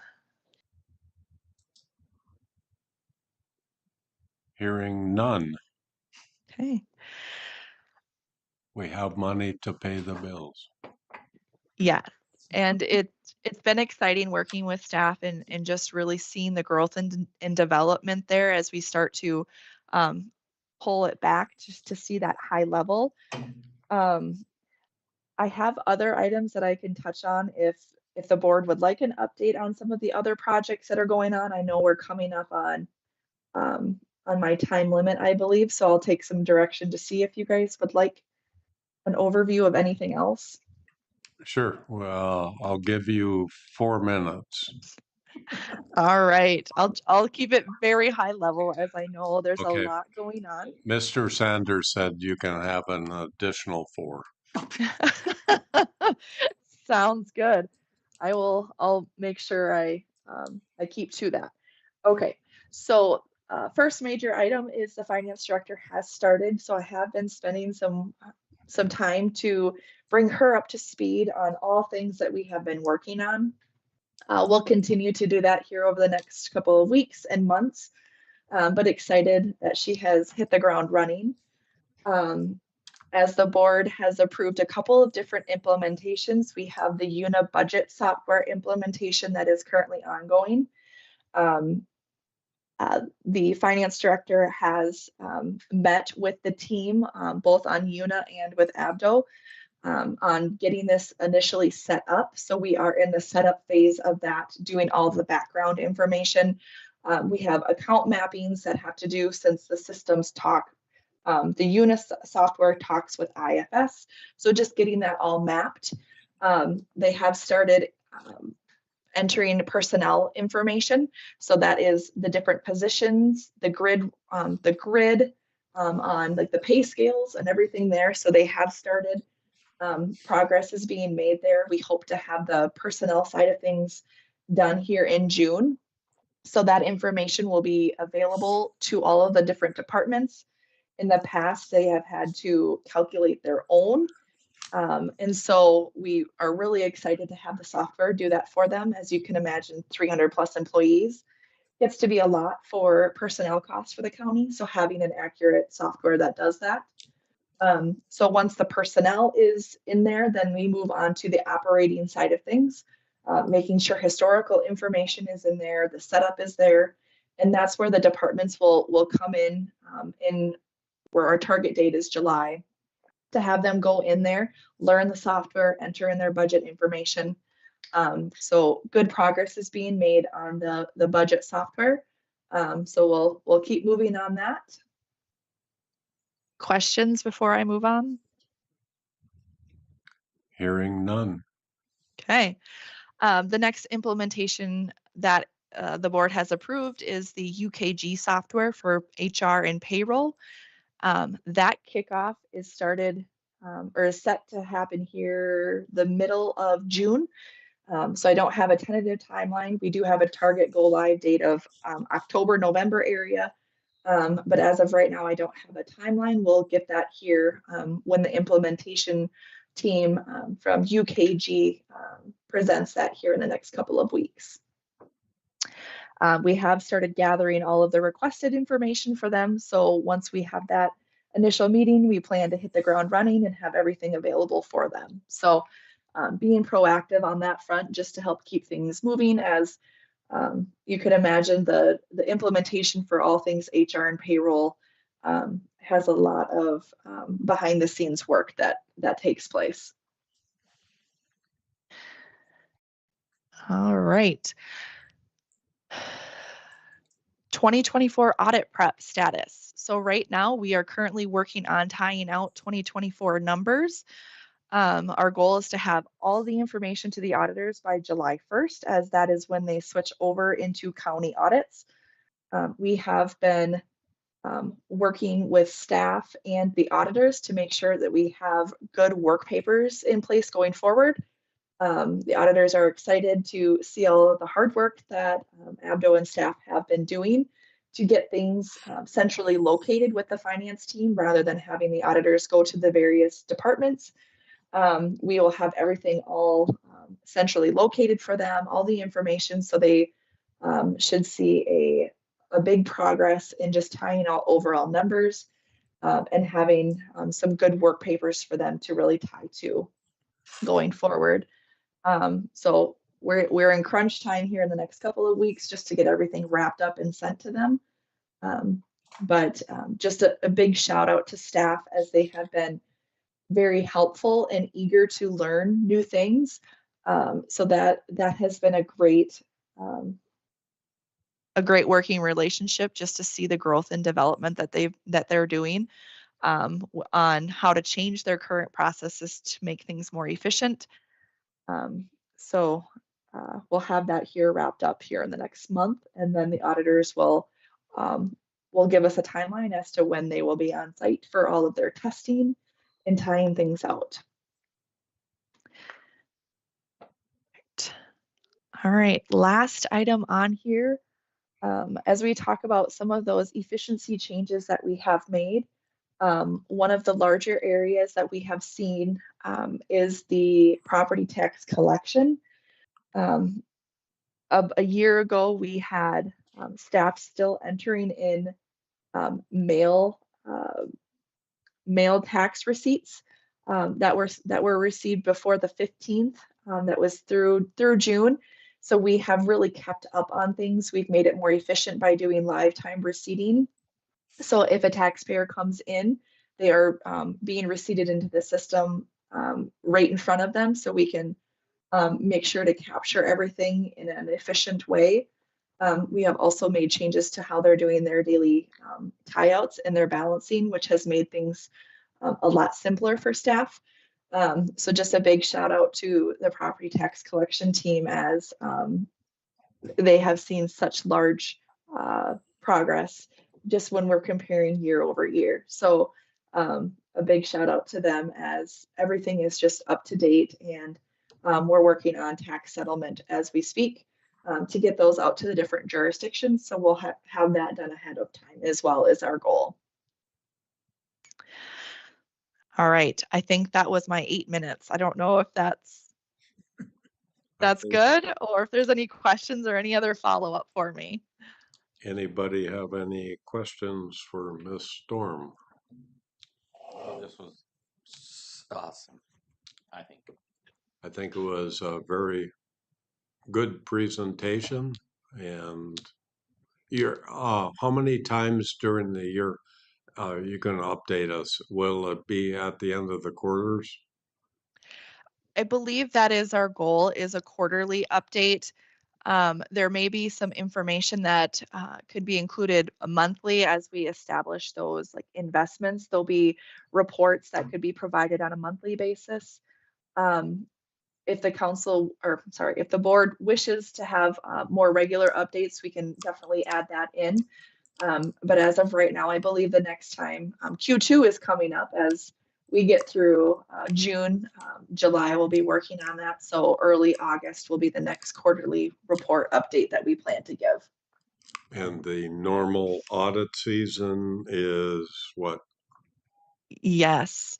So the auditors, it's a first come, first serve with the auditors. So if we get our information to them before July 1st, I believe, depending on if there's other counties that have given it prior to that. So we expect that that will be their testing done in July. And September 30th is the state's deadline to have everything completed and to them. So we'll keep on track to make sure that everything is wrapped up and the board sees that in September for your approval to accept the financial audit report. That way we can have everything done timely and yeah, we expect to see a lot of those findings are no longer in the 2024 audit. So it'll be a good year over year comparison, but July or September is when we expect the board to see the actual audit report. Okay. Any other questions, comments? Hearing none. Very good. Awesome. Well, thank you guys. I appreciate your time and hope everyone has a great day. Thank you. Thanks. All right. See ya.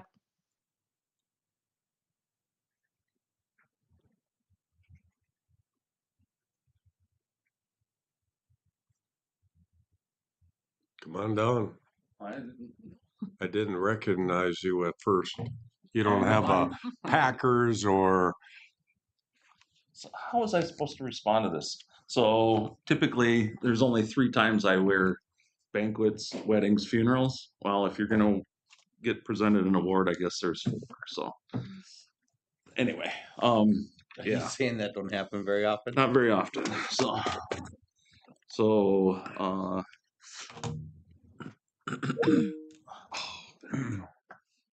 let me hand out. Let's see, where are we starting? We are starting with the resolution. So, Junior Sanis or Kenneth Saneth Jr. Retired as of last Friday from the Highway Department. And one of the things that the Highway Department does is have the board pass a resolution honoring his years of service. And so you have resolution 2025-32 in front of you, which basically states that he's retiring on May 29th with 23 plus years of service, and that you accept his retirement from the Polk County Highway Department with regret, and that the Polk County Commissioners wish to extend him a hearty thank you for a job well done. And so I will request that you would approve resolution 2025-32. What was his job? He was he was a maintenance worker out of Fertile. Okay. I move. Thank you. Paul motions, second. Joan seconds. All in favor of approval, say aye. Aye. Opposed? With reluctance, accepted. Thank you. The card did somebody grab that? Okay. Okay, perfect. I'll grab that. So what I basically do is I take the original resolution that Chuck or Mr. Whiting will sign along with the card, and then we do up a scroll that basically says the same thing that the resolution does, and we provide that to Mr. Sanis. So good. Next, we've had 2 engineering techs resign in the last month, actually 2 weeks. One's going to MnDOT, one's going to Clearwater County to better their positions. And so I need approval to advertise and hire 2 engineering techs. So moved. When available. Gary motions. Second. Warren seconds. All in favor, Aye. say aye. Opposed? Permission granted. So just a little information. So it's probably gonna take a while to get 2 technicians. It takes a while to get 1 technician. We've been in conversation with Mike Stennis, who used to work for Pennington County, but also was a contractor who started with Northern Paving, went to Mindak, then with Agassiz Asphalt as their main foreman. And so he has a lot of bituminous experience. And so what you may see in the near future come before you between Polk County and him to help provide inspection services on all the bituminous that we're doing this year. We will have a better idea tomorrow what the schedule is sort of going to look like, because we're having the pre-construction conference with Zavrels. Not only these projects that are coming before you, but the one that they got before. And so once Darren and I have had a chance to review their schedule, determine what our workforce looks like with the existing technicians that we currently have, we will come back to you if we need help. And just so you know, so you may see that the third week in June with Darren. You may not see it until July with me, but if we feel that we need that help, we'll continue conversations with him. He has a contract that he's used with other government agencies and a rate of pay, and we'll review that and bring it forward to you for discussion at that time. But just so you know, that's what our current possible plan moving forward is, to help with inspection in the meantime before we get our next two technicians. Next, county ditch maintenance, somewhere in this pile.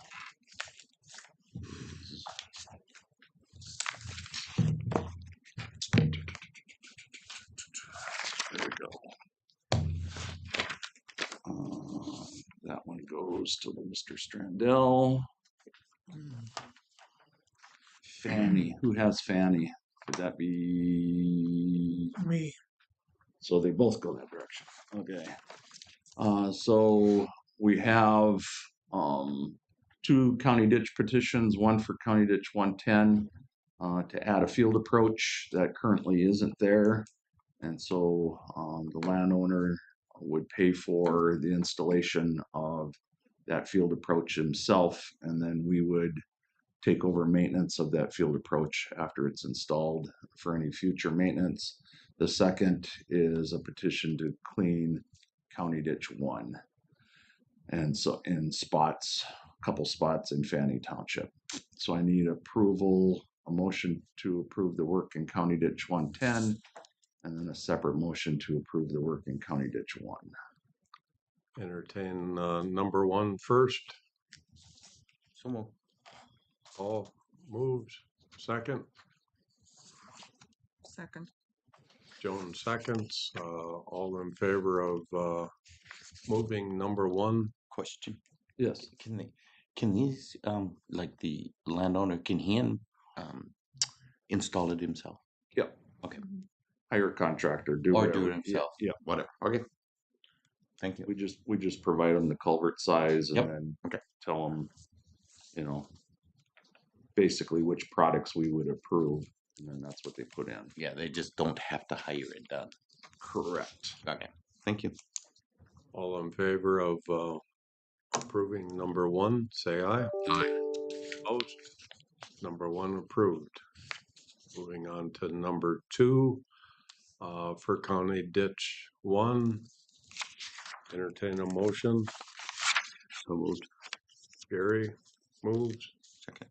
Paul seconds. All in favor of approving County Ditch number 1, say aye. Aye. Aye. Opposed? Permission granted. Thank you. Those.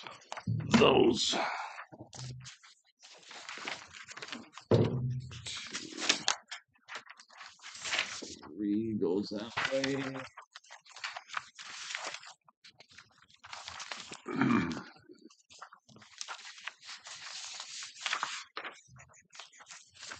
Two goes goes that way.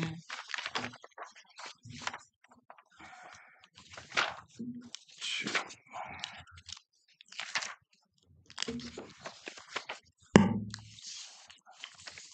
Three goes that way. Two goes that way. Let's see. Two goes. Oh, so the next one is actually the tandem truck. So back in September of 2023, you gave us approval to go forward with purchasing 3 tandem trucks for 2025. Our third tandem truck has been built and constructed. It's the Mack truck. So we purchased 2 Western Stars earlier. The third truck is the Mack truck. And it's being delivered to Burt's for snowplow equipment. The estimated cost of the truck was $150. The actual final cost is $142, $279.37. So we're actually back below estimate finally. So good. Need approval to pay RDO Truck Center LLC of Fargo, North Dakota, in the amount of $142,279.37 for the last Mack truck. Question on Yes. all 3 of them. Where did you end up on budget? Right on. So the first 2 were slightly over. The third one is enough under that they're all 3 within budget. So that's beautiful. Good enough. Yep. Motion to approve. So move. Paul moves. Second. Second. Warren seconds. All in favor of approval of the third truck, say aye. Aye. Opposed? Congratulations. Thank you. Next, we bid the projects that we said we were going to bid, and then determine whether or not we were going to award based on their bituminous prices that came in, and we got extremely good bituminous prices. And so instead of saving around 700,000, we saved about 1.3 million by letting them early. So we're advancing 5 overlays. The first contract has 3, 1321 from the roundabout to the East County line, and 66 from 21 to the North County line. So that's the abstract that you have in front of you. That has looks like this. So 4 projects. So you have Marshall County's, our number 13, our number 21, and our number 66. Bid tab for that is the one on this sheet. It shows all the bidders and our engineer's estimate. So the engineer's estimate for that contract was $4.5 million. RJ Zavril and Sons Incorporated was the lowest responsible bidder at 3.841, 550.50. So I need approval to award the contract to RJ Zavril and Sons Incorporated and allow Mr. Melbian to sign for Mr. Whiting and the chair to sign the contracts. Motion to approve. Sounds like a good deal. I'll move. Warren moves. Second. Mr. Holy.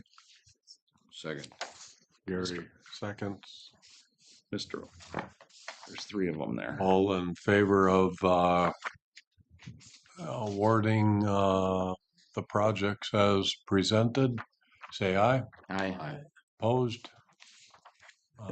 Projects moved. Okay. Question. Yes. Why the savings in your estimate? Lack of work would be Yeah, that would be. what is the one thing I was told early on. Okay. As you can see, so when we bid our project for 46 in February. The mixed prices that Zavrel's gave us was $60 a ton, a little bit over. For these projects, it's anywhere from 51 to 54.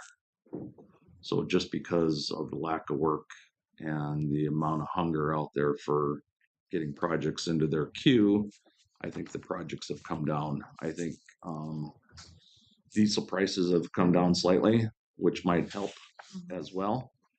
And so that's the only two things I can think of, because nothing else has really changed.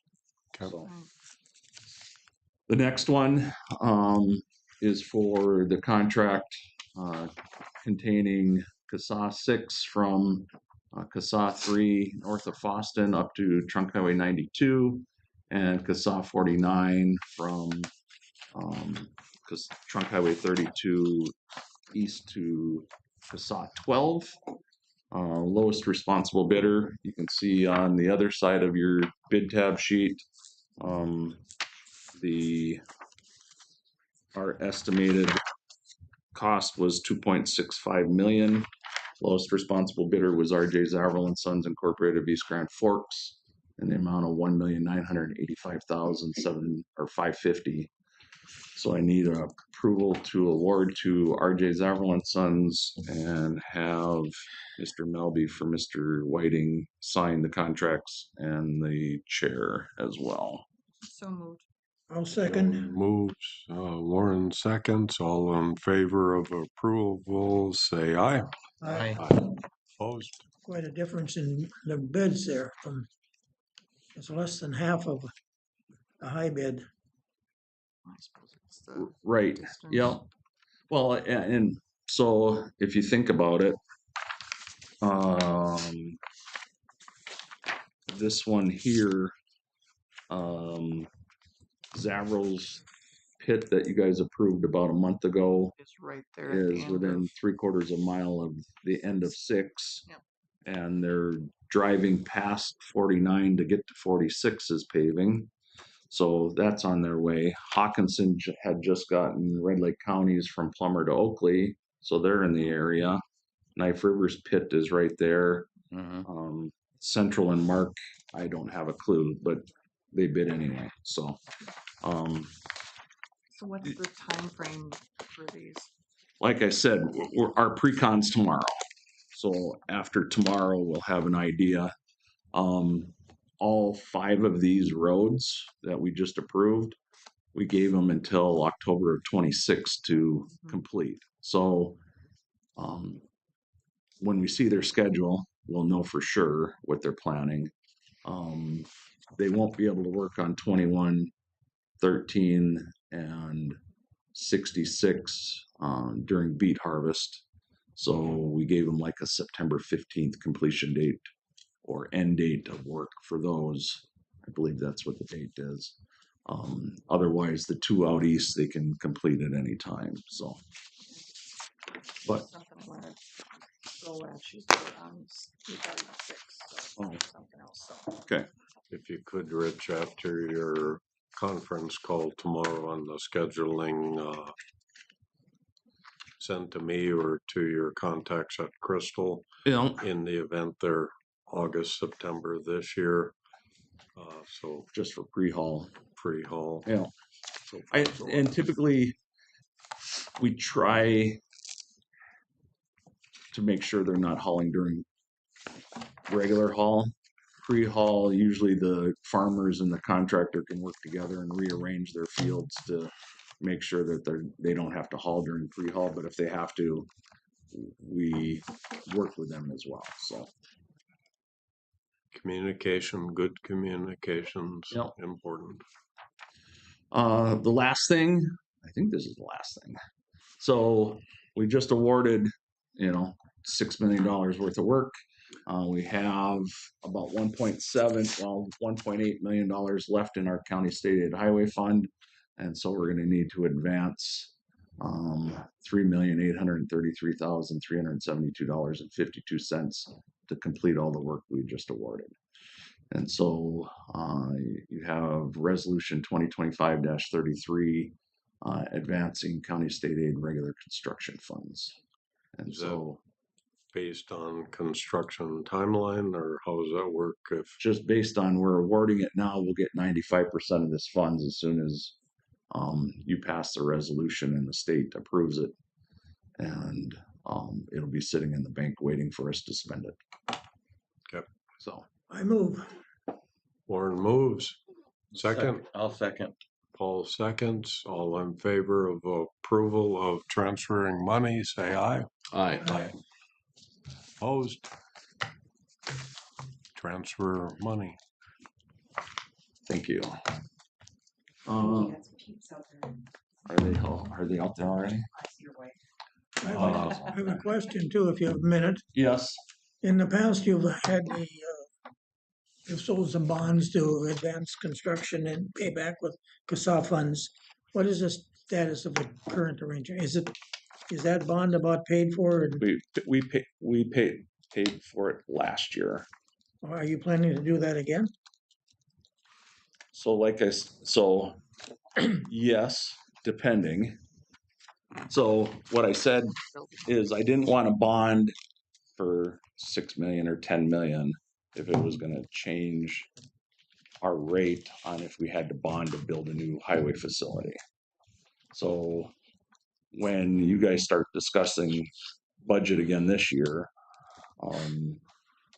that's going to be one of the discussions is if we're going to build a highway facility and we're going to bond for it or bond for a portion of it, does it make sense for me to do a highway bond for highway construction when it would affect what our interest rate on those bonds would be, if it would or isn't? I don't know that answer. So I just haven't requested it yet. But it's not like it's one of the tools in the toolbox that we always use.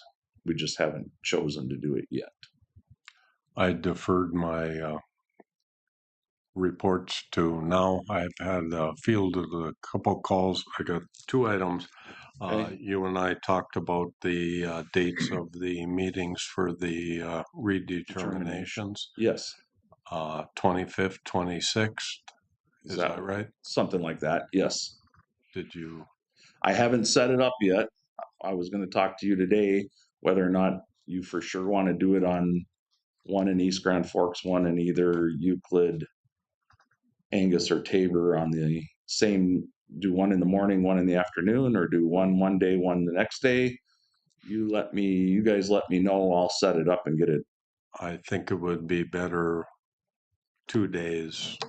Okay. 2 different days, and so we're not having to run out of a meeting to make another one. What if you're out? Yeah, and then somebody will have to stand in for me. Well, it's just information meetings. So yep. We're going to discuss we can have the viewers there to discuss what their work does, what their process is. And then if we want to have Mr. Polk from Rinky Noonan there, he can be there as well. If not, we could always have him Zoom in type thing. I could bring my computer and projector. We could do that as well. Okay. So, have you talked to Mr. Murphy since Friday? I talked to him yesterday. Okay, because he had called me Friday morning early. I'm just wondering about dates. Right. Blah, blah, blah. So Wednesday, Thursday of that week, or Tuesday, Wednesday of that week. You pick. I'm not in charge. Okay. It doesn't matter to you. See what venues when they are open, and probably. I'm assuming we have a big enough meeting room in the East Grand Forks Social Service Building to meet. Do we? That would have technology there. This crew here. Well, no, it would be landowners that would come in and I would assume because you're doing like zones, there's going to be probably. Oh, it's going to be 100 plus. So, if not, I'll talk to the community college over there or technical college and see if maybe it would be better at the tech, and maybe for both, especially up in my area, for both to be at the tech. Because I know there was years ago a meeting over there on a ditch project, and the room wasn't big enough. Well, okay. So all of the light green, which is yours, the northern half of Warren's, and Mr. Wilhite's, Northern half of this is the reason why we're having them in the green. So I would rather have one at the Tech, and we can shoot for the one and only in Euclid. That gives the eastern half of that green the ability to travel less far. If it's jam-packed, it's jam-packed. There's nothing we can do about it. But I don't see, I mean, I've had 3 calls on it. One landowner, the viewer, and old viewers wondering if they could get work. So I haven't heard a word. Yep. Okay. So welcome. Okay. The other, just let me know on the dates. Yep. Whatever for venues and dates. Okay. And then the other thing, I've fielded a bunch of calls lately over the spring on county roads where culvert separations have occurred. What's your standard answer when people are? So is it the culvert through our roadway, or is it a culvert through a field approach, farm approach, or a township road? Field approach. They're responsible to maintain their own culverts.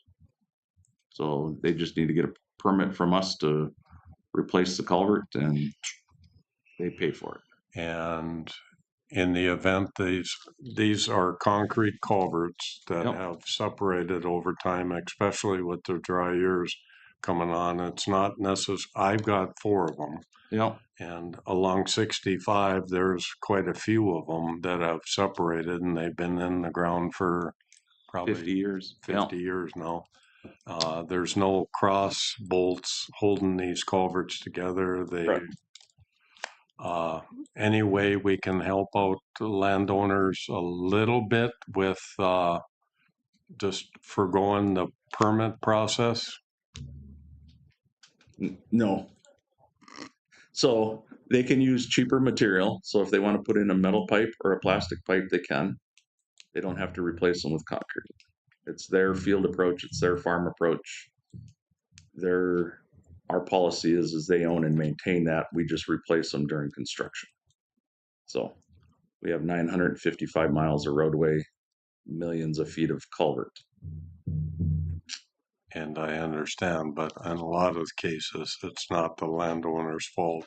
I truly believe years ago when those were put in, they should have been tied together with. We have the same problem through our roadways. I understand. So, I mean, it's up to U5. U5 can change my policy. It's just at $3 million right now for highway. We start replacing culverts on field and farm approaches. You're doubling that, if not tripling it. Yep. So we'll talk later. Okay. So, all right. Anything else? Nope. I'm good. So, welcome to Polk County. We have Wayne Sandberg.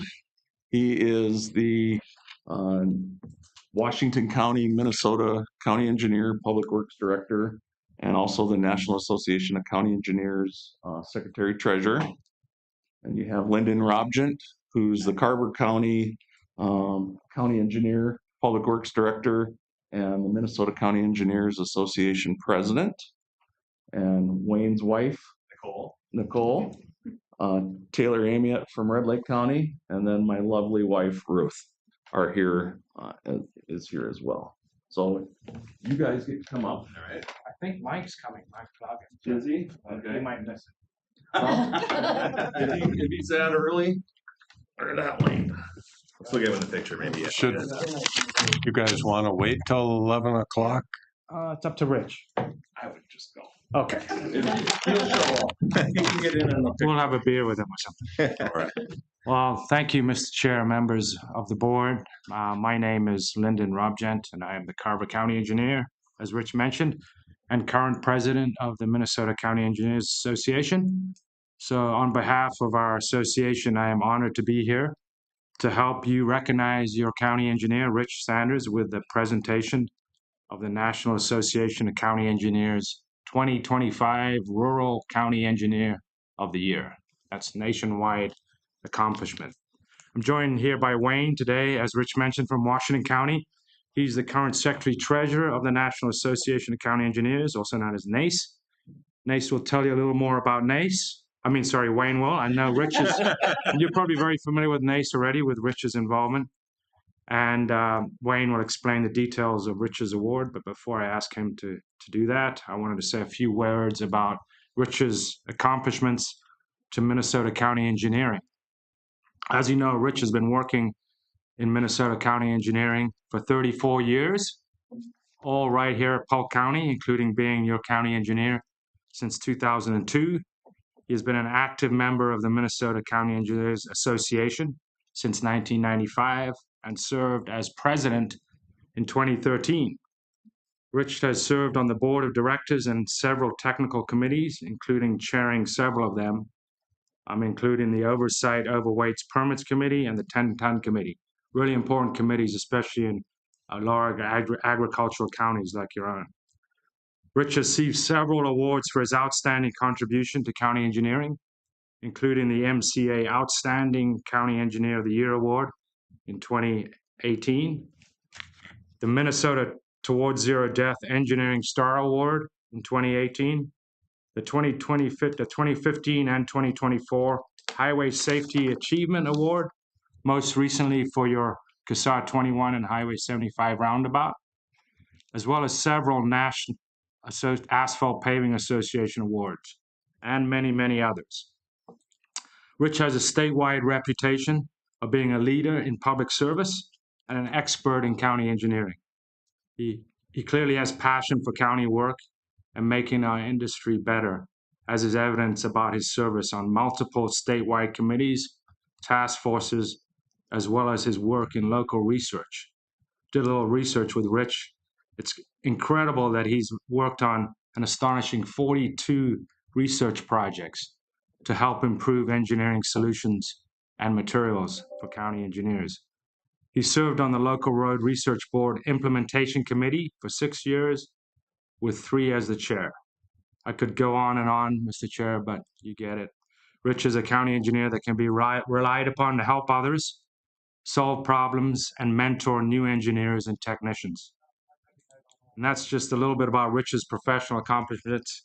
As you know, Rich is also a great family man and a great community member. So with that, I'm very honored to be here, and I want to pass it on to Wayne to say a few words. Thank you. Thank you. All right, thanks, Lyndon, and thank you, Mr. Chair and Commissioners, for the opportunity to be here today. As was stated, my name is Wayne Sandberg. I have the honor to serve Washington County as their county engineer.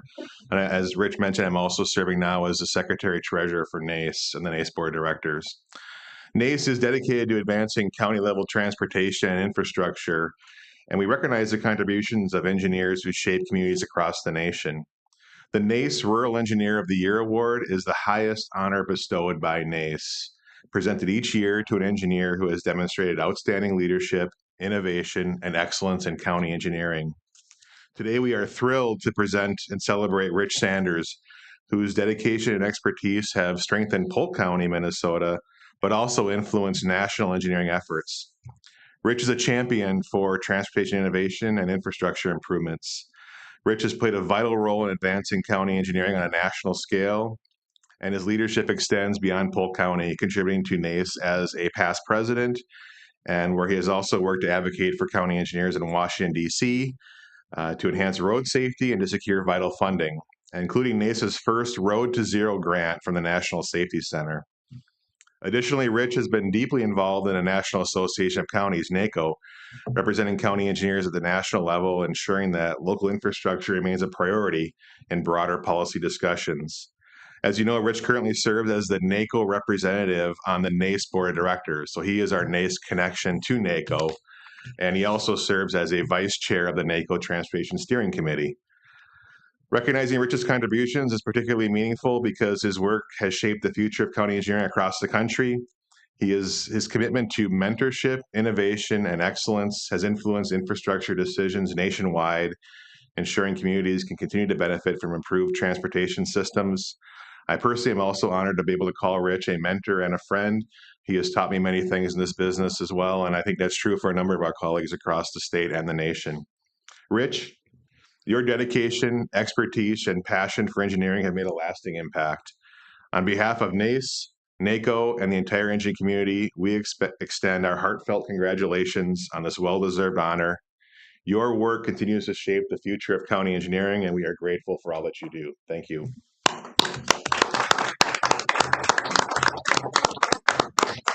There you go. Wow. Thank you for the kind words, both of you. As the five of you know, me and my department wouldn't be able to do what we do without your approval and your guidance and your allowing us to do what we do. And because you've allowed me to be a Minnesota president and a national president and serve on the NACE board and NACO board, it's only allowed me to spread my wings and help others as we're supposed to on a daily basis. And so I've been here for 34 years trying to improve the residents of Polk County and their transportation system, and I hope to be here for a while longer. And I especially want to thank my lovely bride, Ruth, because every time I'm gone, she's home alone. And it's been a lot lately, but it's really helped us and our family. So thank you all. Thank you all. And I'm not speechless, but I'm humbled that I actually received this award. As chair, I'd like to thank Rich, being the second newest on the commission. There's been times Rich and I go about it, but it's all in education and so forth and so on. But he's very knowledgeable in the engineering. The residents have been the benefactors of good, safe highways and good roadways to drive on. But behind Rich is his, like he said, his lovely wife, Ruth. Well, this recognition is very warranted. When he walked in here today, we didn't recognize him. It wasn't his standard Green Bay Packers sweatshirt, and his choice of cheater glasses needs some work. She bought those for me for Christmas. So The ones these? No. Yeah. He has 10 other pairs. So congratulations, Rich, from all of us, and Congratulations, yes. Yes. Thank you. Well, thanks for having us, Mr. Chair. Yep.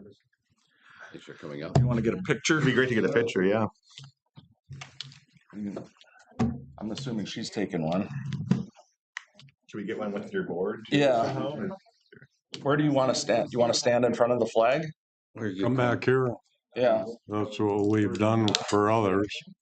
Prefer not to. Together. We'll get close. Rather you just stand over there.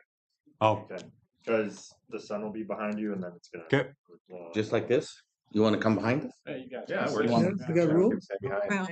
Well, That's old school. Love it. Can we move down a little bit?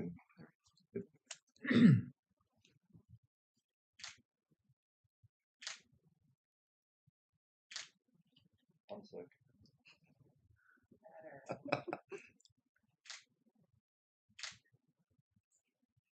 You look over here. You're looking over there.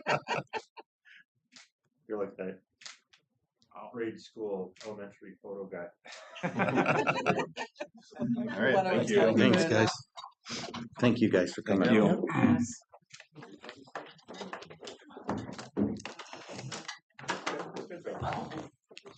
With that, anything else for the good of the order? Sam, anything? Okay, Oh, I move. We are adjourned.